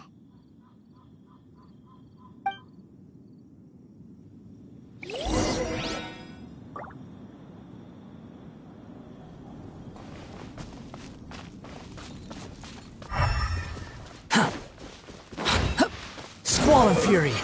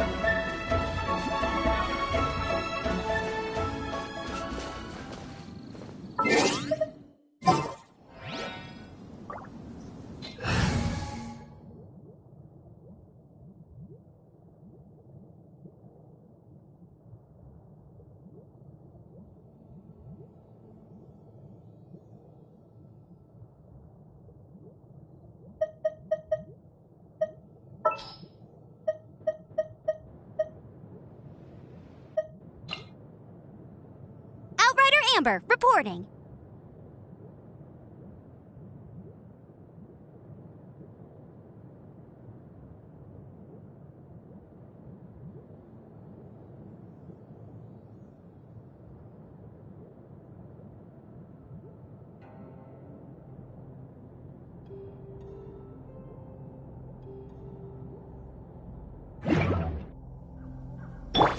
Behold!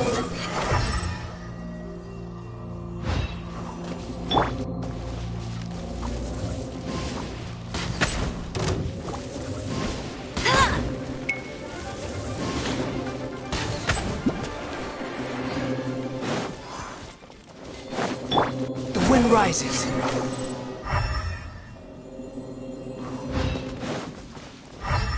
Quit following me. Too slow.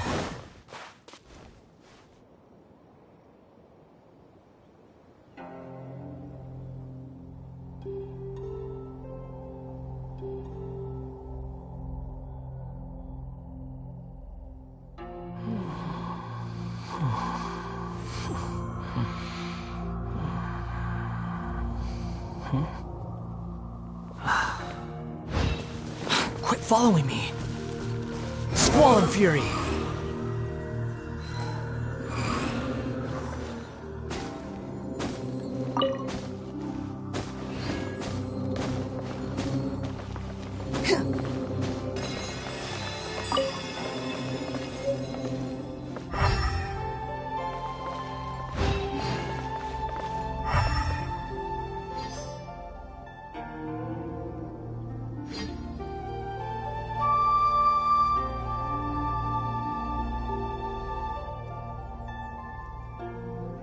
There's no need to exchange pleasantries. It's rather pathetic to force a conversation just to occupy silence.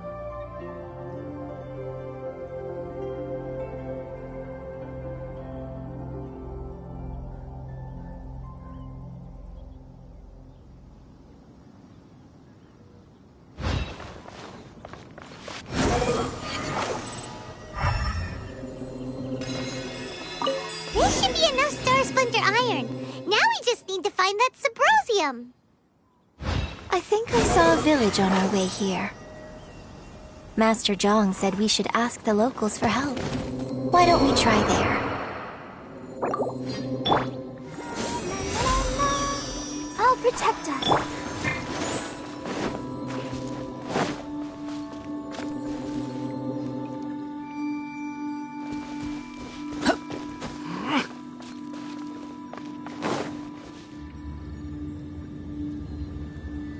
Hey, there really is someone here. Yunjin, looks like you were right. Excuse us, sir. Can we ask you something? Huh. He didn't seem to catch that. Hello, sir. We were just passing by and wanted to ask if you happen to know anything about Subrosium.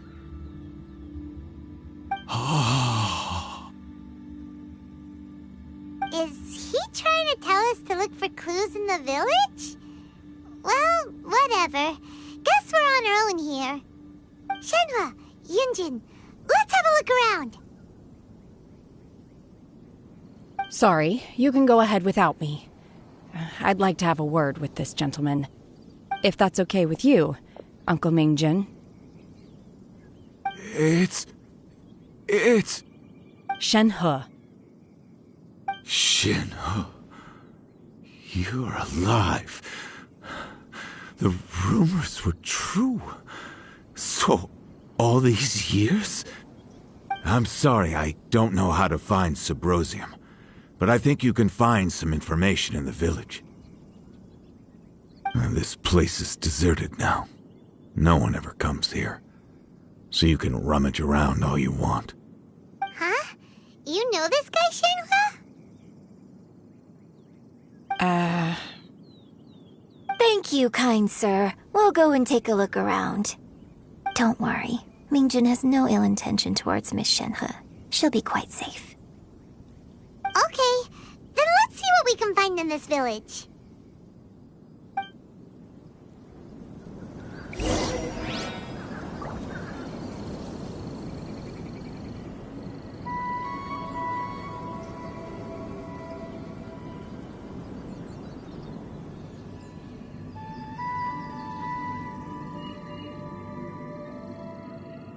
You think I've got a sharp tongue? I just tell it like it is. If someone can't handle it, maybe that's their problem.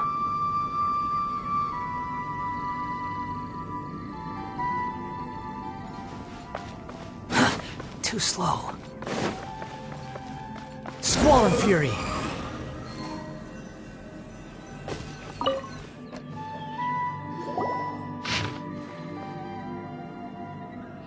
The remains of a god, an abandoned village, Mount Tianheng.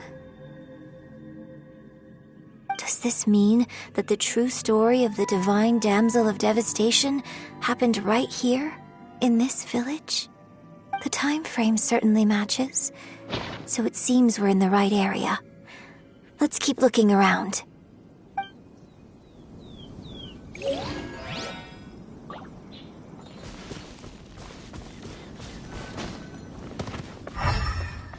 Quit following me.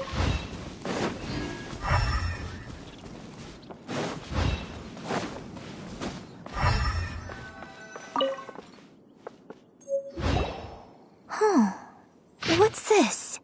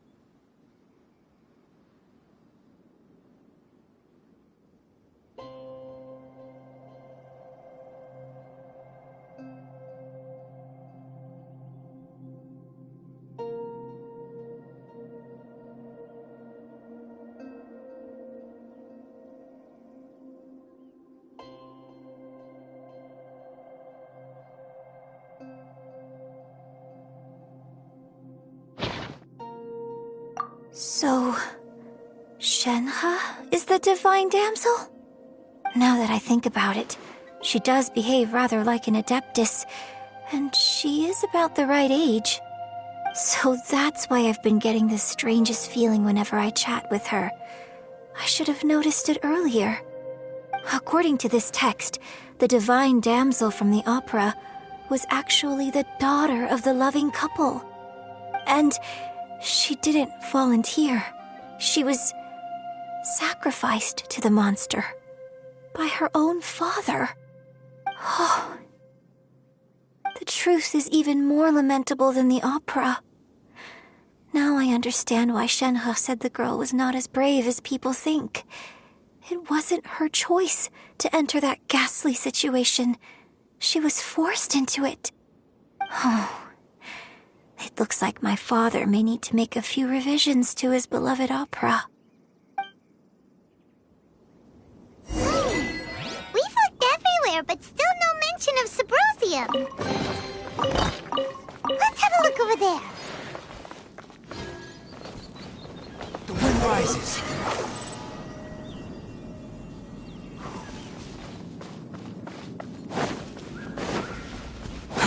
Too slow.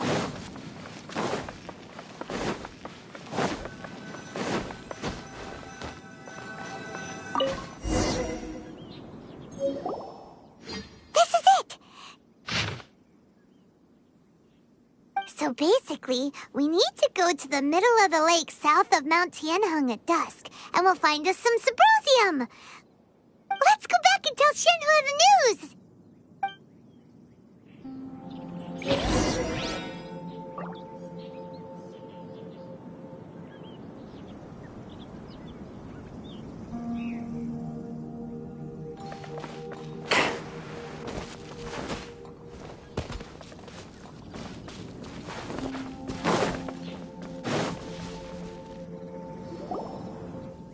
One year when I was back visiting, I heard a story about a white-haired adeptus from a merchant passing by. I never imagined it was you. I was a very close friend of your father's. I could have stopped him from performing the summoning ritual. I had plenty of chances, but I couldn't bring myself to stand up to him. I just let things happen, let it all escalate. And, well, we all know how that story ended. I bring flowers back here every year. And each time I wish I had a chance to apologize to you.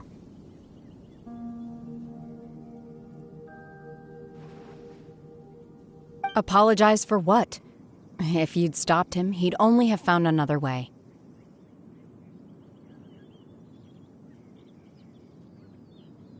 There is nothing he wouldn't have done for his true love. Nothing. Do you still hate him? I don't know what I feel. I'm told my fate is to bear the curse of calamity, so my master bound my soul with red ropes to curb my aggression. But it also dampened my emotions, making me dispassionate, like the Adepti. So if you ask me how I feel about the past, if I hate my father or not, the truth is, I feel nothing at all. It must have been so tough for you all these years. Shenhe, we're back! Oh, then I will leave you all in peace. Shenhe, it brings me some solace knowing that you are okay. I'll tell you more about the old times next time we meet. Thanks, mister. We found some info in the end.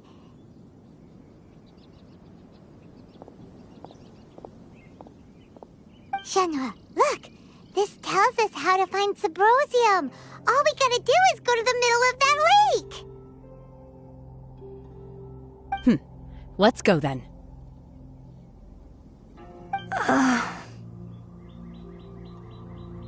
Miss Shenhe, there's something I'd like to talk to you about. Just now, in the village, we found your father's diary. It turns out that many of the details in the Divine Damsel of Devastation are not true to the facts, so I'd like to change them. Why?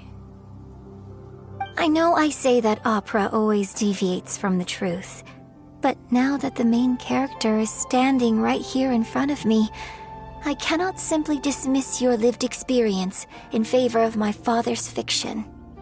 It's okay. I like your version.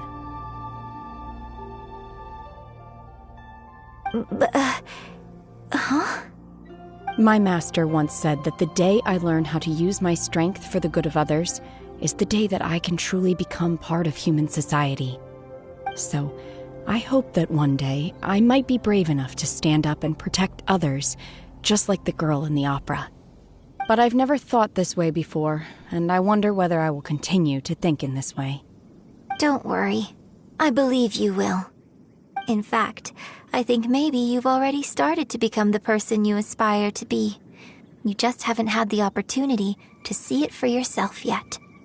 Shenhe! Yunjin! Cut the chit-chat! Let's go!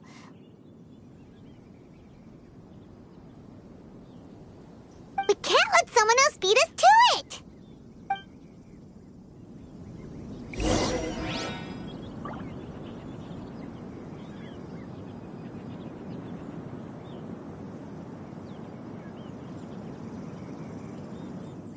Behold!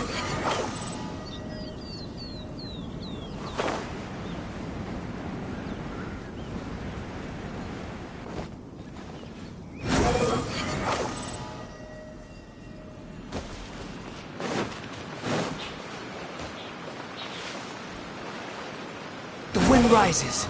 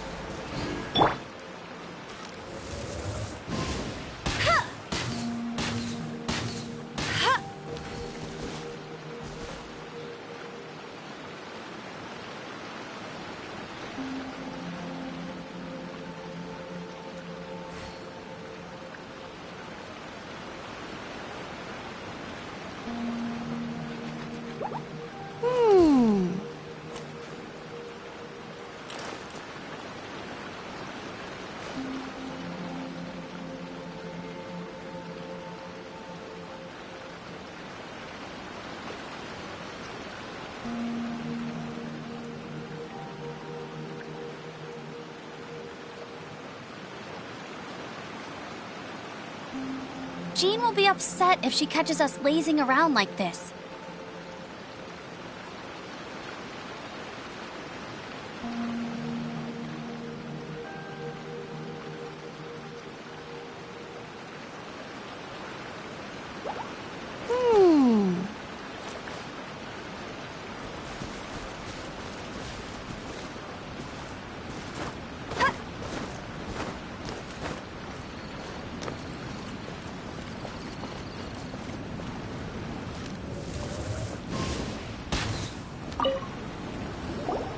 What brings you here? Have they found a solution to the danger in the sea?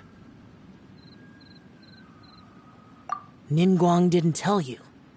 Something has happened in Guyan Stone Forest. According to the contract, as an Adeptus, I should not get involved for now. But these things can be unpredictable. I have a contingency plan of my own.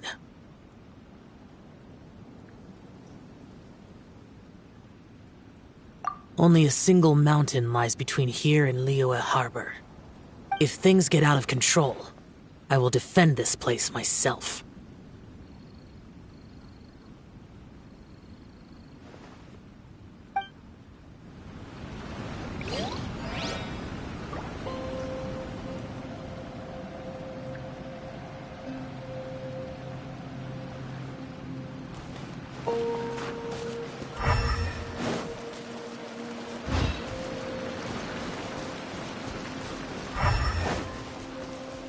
I'll race you. That's everything we need! Let's head back and report in! Paimon's curious if Beto's made any progress.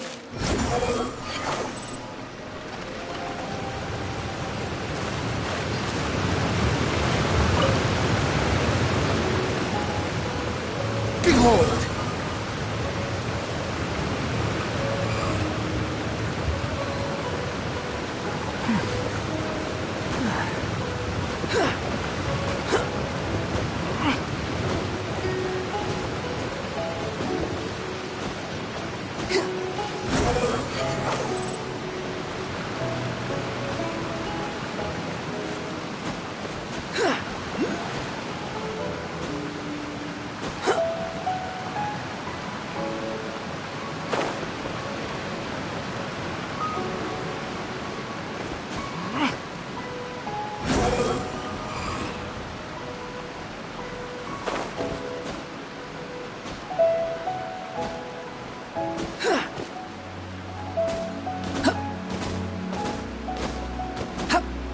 The wind rises.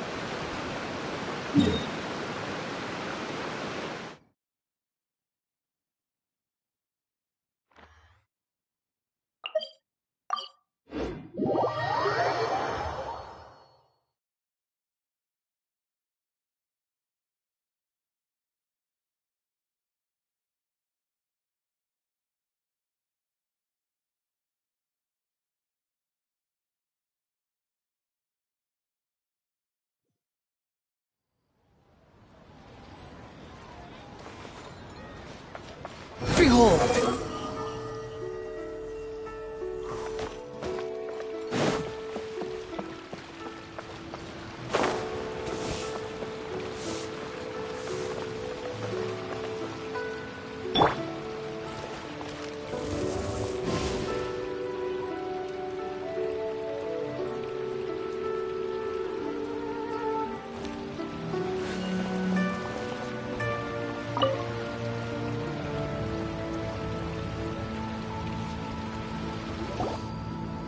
Oh, goodness. So, are they okay? This is some top quality ore you found. I think I'll get a good end product out of these. Guess now it's my time to shine. how's the A-team doing? I ran into a bit of a brick wall on my end. Suling's never seen a Wonder Core before, and says it'd take a lot of research for him to get up to speed. Leave the Wonder Cores to me. I'll work on them while you go about your business. Don't worry. It won't take me too long. Much obliged, Master Zhang. We should look into the Adepti sigils next, but where should we find items relating to the Adepti? I'll sort that out. Oh? You got this then? Yes. I have been training with the Adepti for years. I know a thing or two about making sigils. When we first met, I told you I came for the Jade Chamber, not the contest. In fact, I came specifically to deliver Adepti sigils. Master heard that Ningguang was planning to rebuild the Jade Chamber, so she sent me to deliver some Adepti sigils to her. Master also said she hoped that I can take this opportunity to rejoin human society. But now that I'm here, I wonder if I've been removed from the world for too long. There's so much basic knowledge that I lack. Maybe it won't work for me to stay here after all. But either way, I'm very glad to have met you, and I'll take care of those Adepti sigils. Without knowing the ins and outs of your situation, I can't say whether you should stay or not.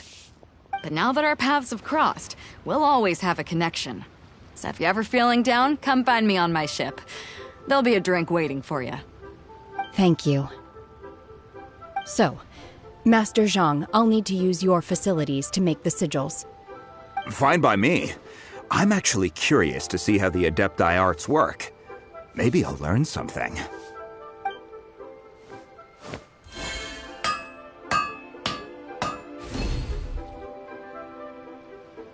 Whew. The sigils are ready. Though they are in some respects inferior to my master's, I can assure you there will be no quality issues. I've finished forging the things you asked for, too.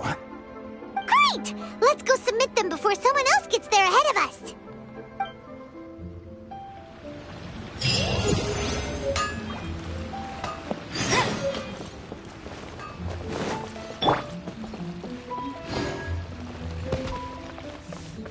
Wow. Leo's really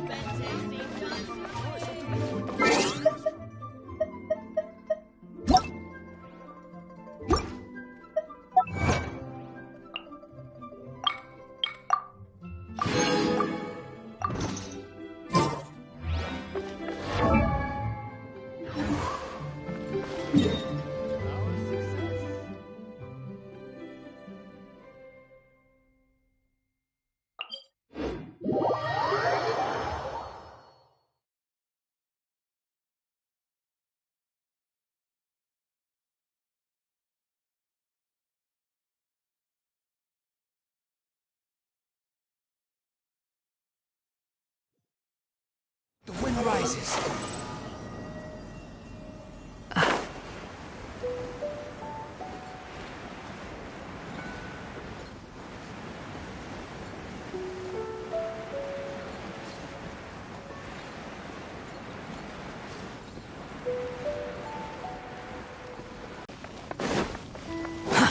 Too slow.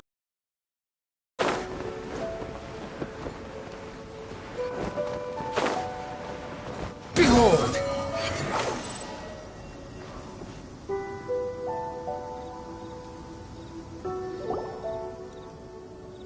Ningguang's little secretary! We found all the materials! Oh, already? All three of you found them together. Okay, I see. The Wonder Cores and Adepti sigils look good. It seems that we found our winners.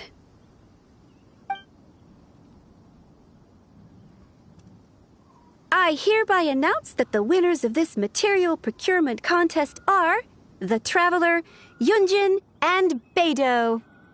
What? It's over already? I haven't even found the plus strike yet!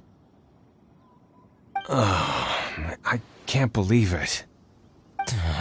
So close, but so far. I'd like to invite our 3 winners to please proceed to the Jade Chamber, where Lady Ningguang is waiting for you. Huh? Where's Beidou? She was right here. Captain Beidou has some business to attend to. She will join later. Please come with me for now. Alright then, guess we'll head on up to the Jade Chamber first. This has been a long time coming. The last time we went up to the Jade Chamber was ages ago.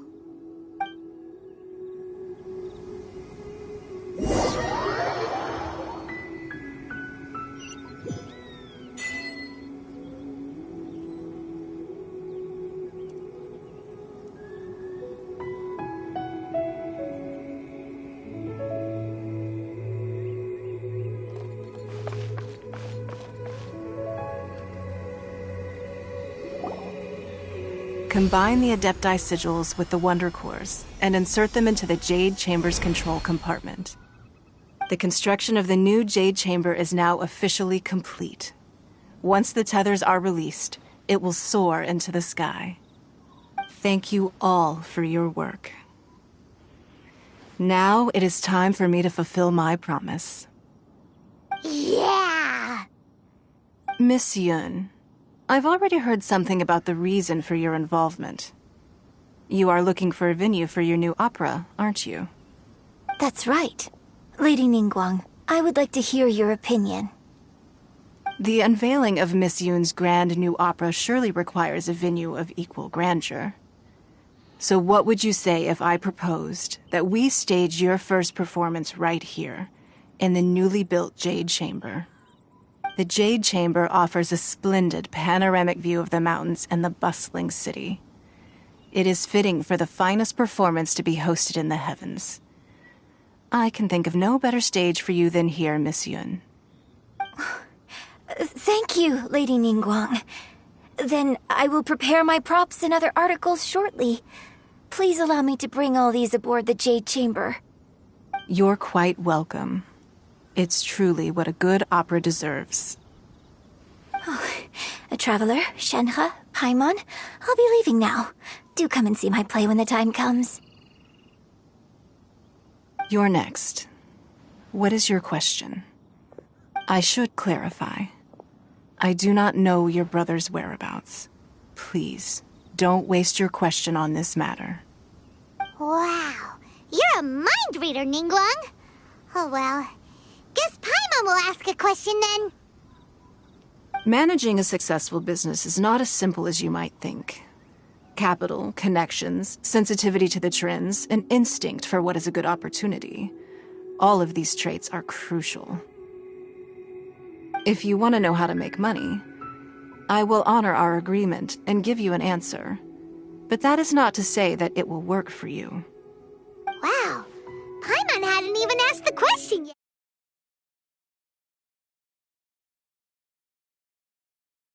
Now look, you helped me rebuild the Jade Chamber, and I intend to repay you handsomely for it.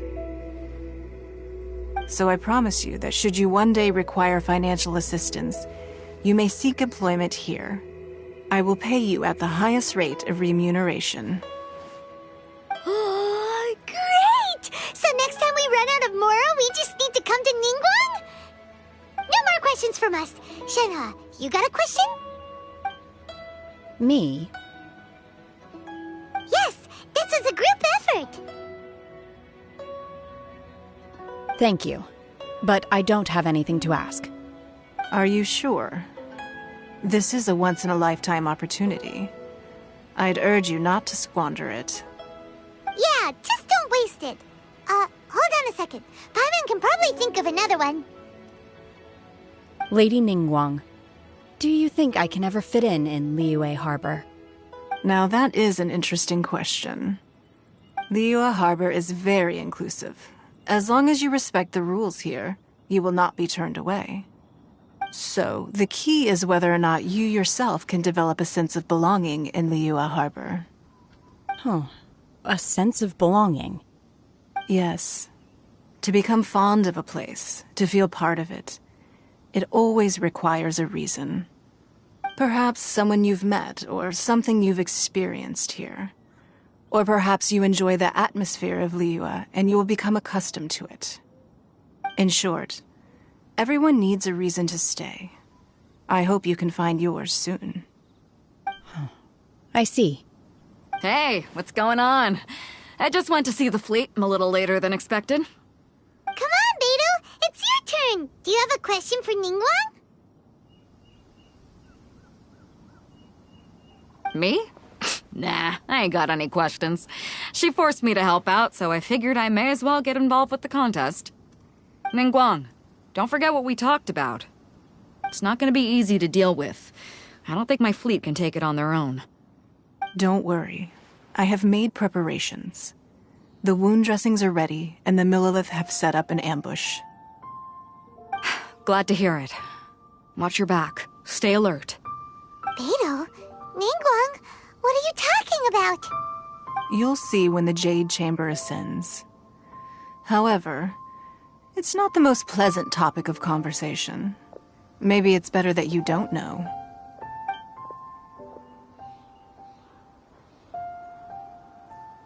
When I first set foot in the Jade Chamber, I stood at the edge of the platform and looked down upon Liyue Harbor far below. At that time, I dreamed that one day the Jade Chamber's shadow would be seen in all 7 nations of Teyvat.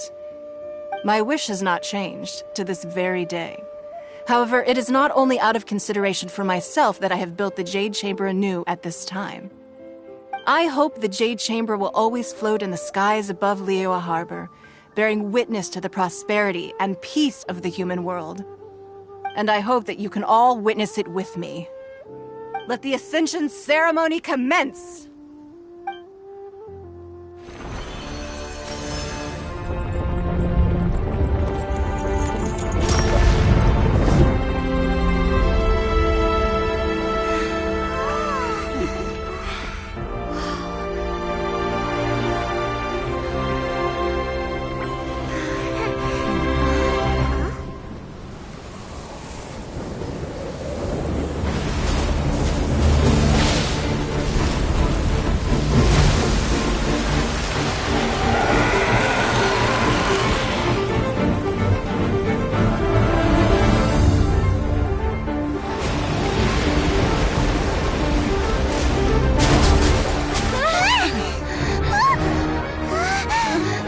Right on cue.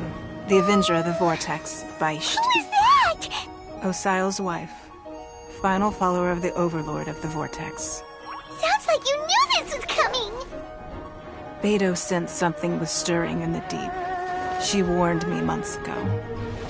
Knowing she harbors hatred toward the Jade Chamber, I chose to rebuild it now as a way of drawing her out. Got it.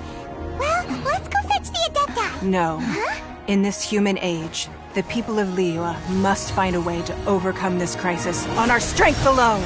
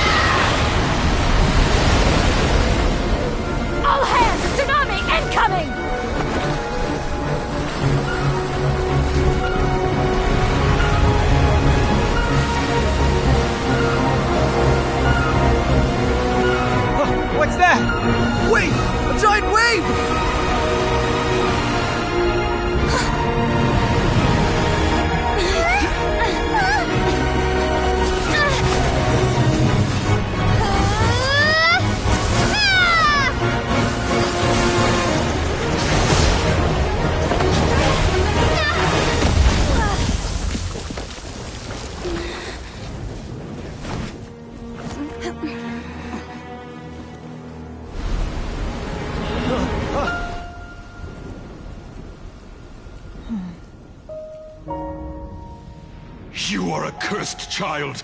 Your life brings nothing but disaster to us all. At least if you die, I can bring her back. The day you learn how to use your strength for the good of others is the day that you can truly become part of human society.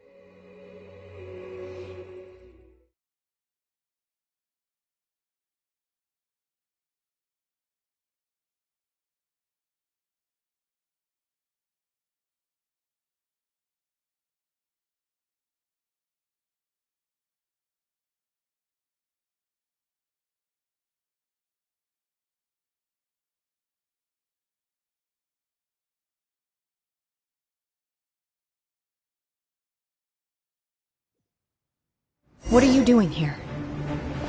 We can't let you be the only one taking this risk! I hardly see this as a great risk. The people of Liyue Harbor are well prepared, and she is already badly injured.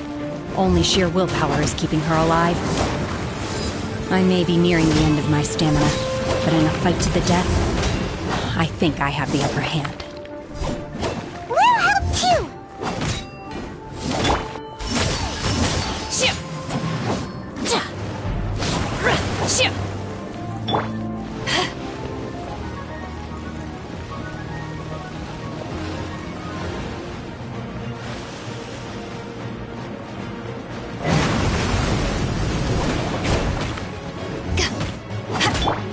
Manifest! Obey!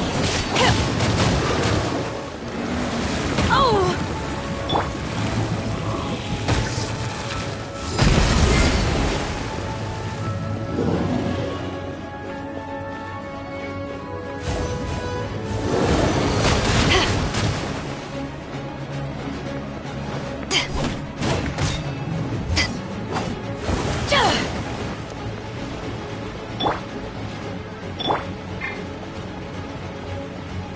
Bet you can't keep up with me!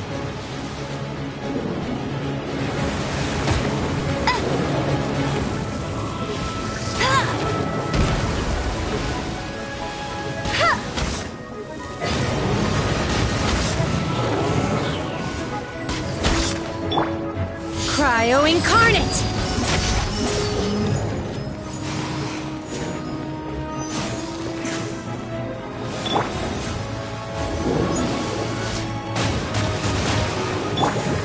I'll race you there!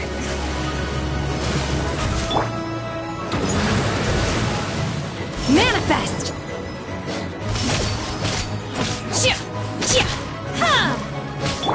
No one escapes my sights!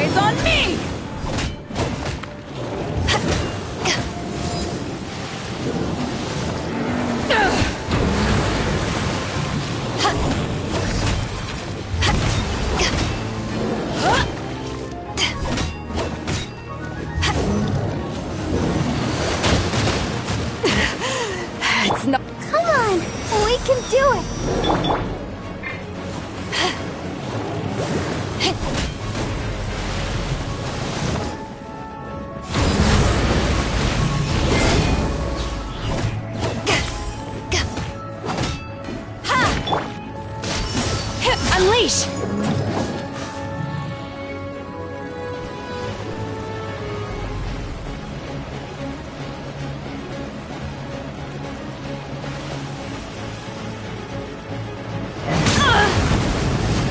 Do your master's bidding!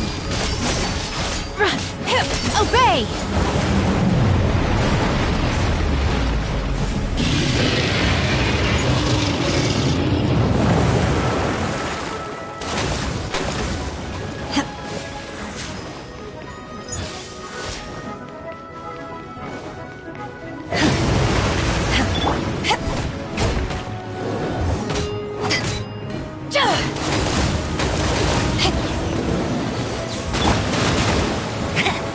That's cheating!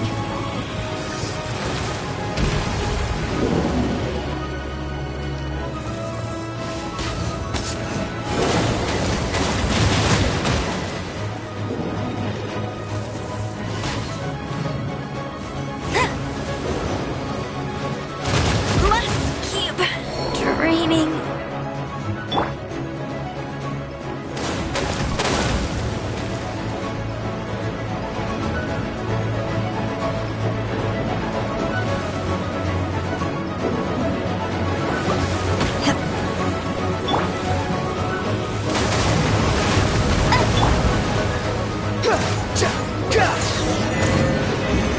She's getting away! Shouldn't we go after her? This place is unstable. It is.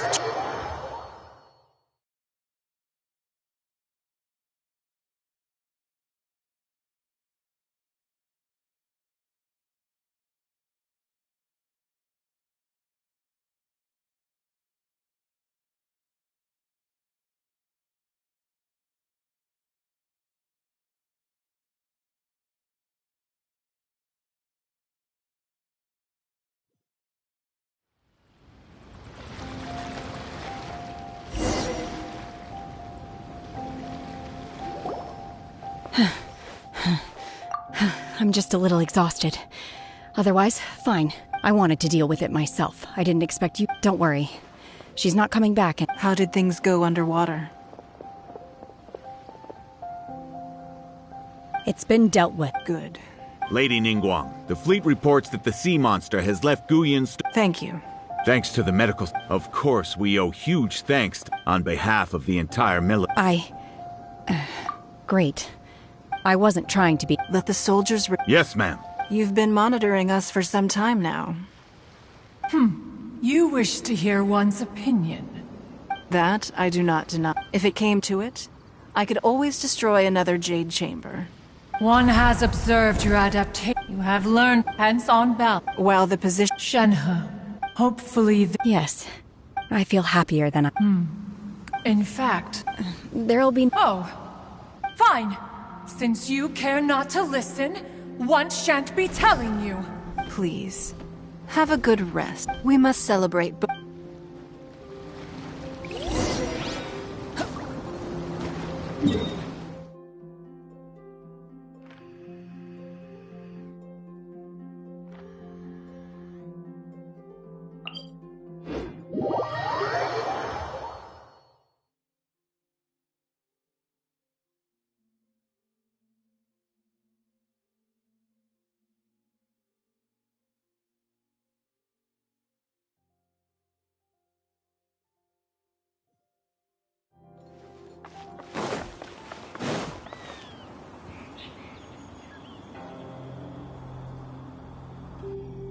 Wow!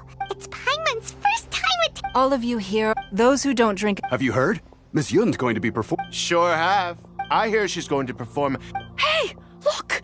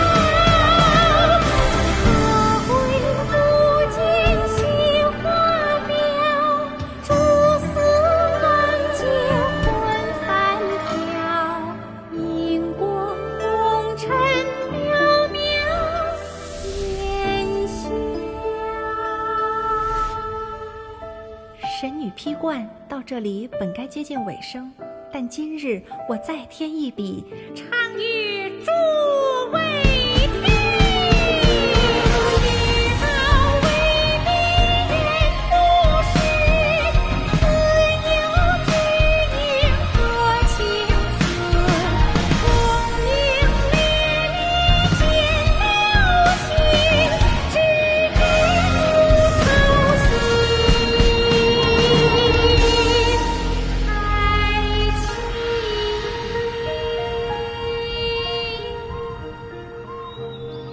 彼时鹤归，茫茫天地无依靠，孤身离去。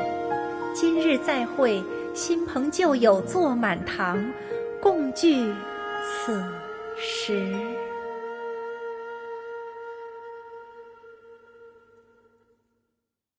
What did you think? Personally, I thought I sang rather well. It was wonderful. You're welcome. Thanks to you, the play has an ending. But life... Thank you. Ms. Yun. Here you are. Huh? Hey, this young lady with the white hair looks like some kind... Wait. You're the girl... Let me pull up a check. Alternatively, you could leave us alone. Uh-oh. This feels... Hey! What Calm down, Shenhe.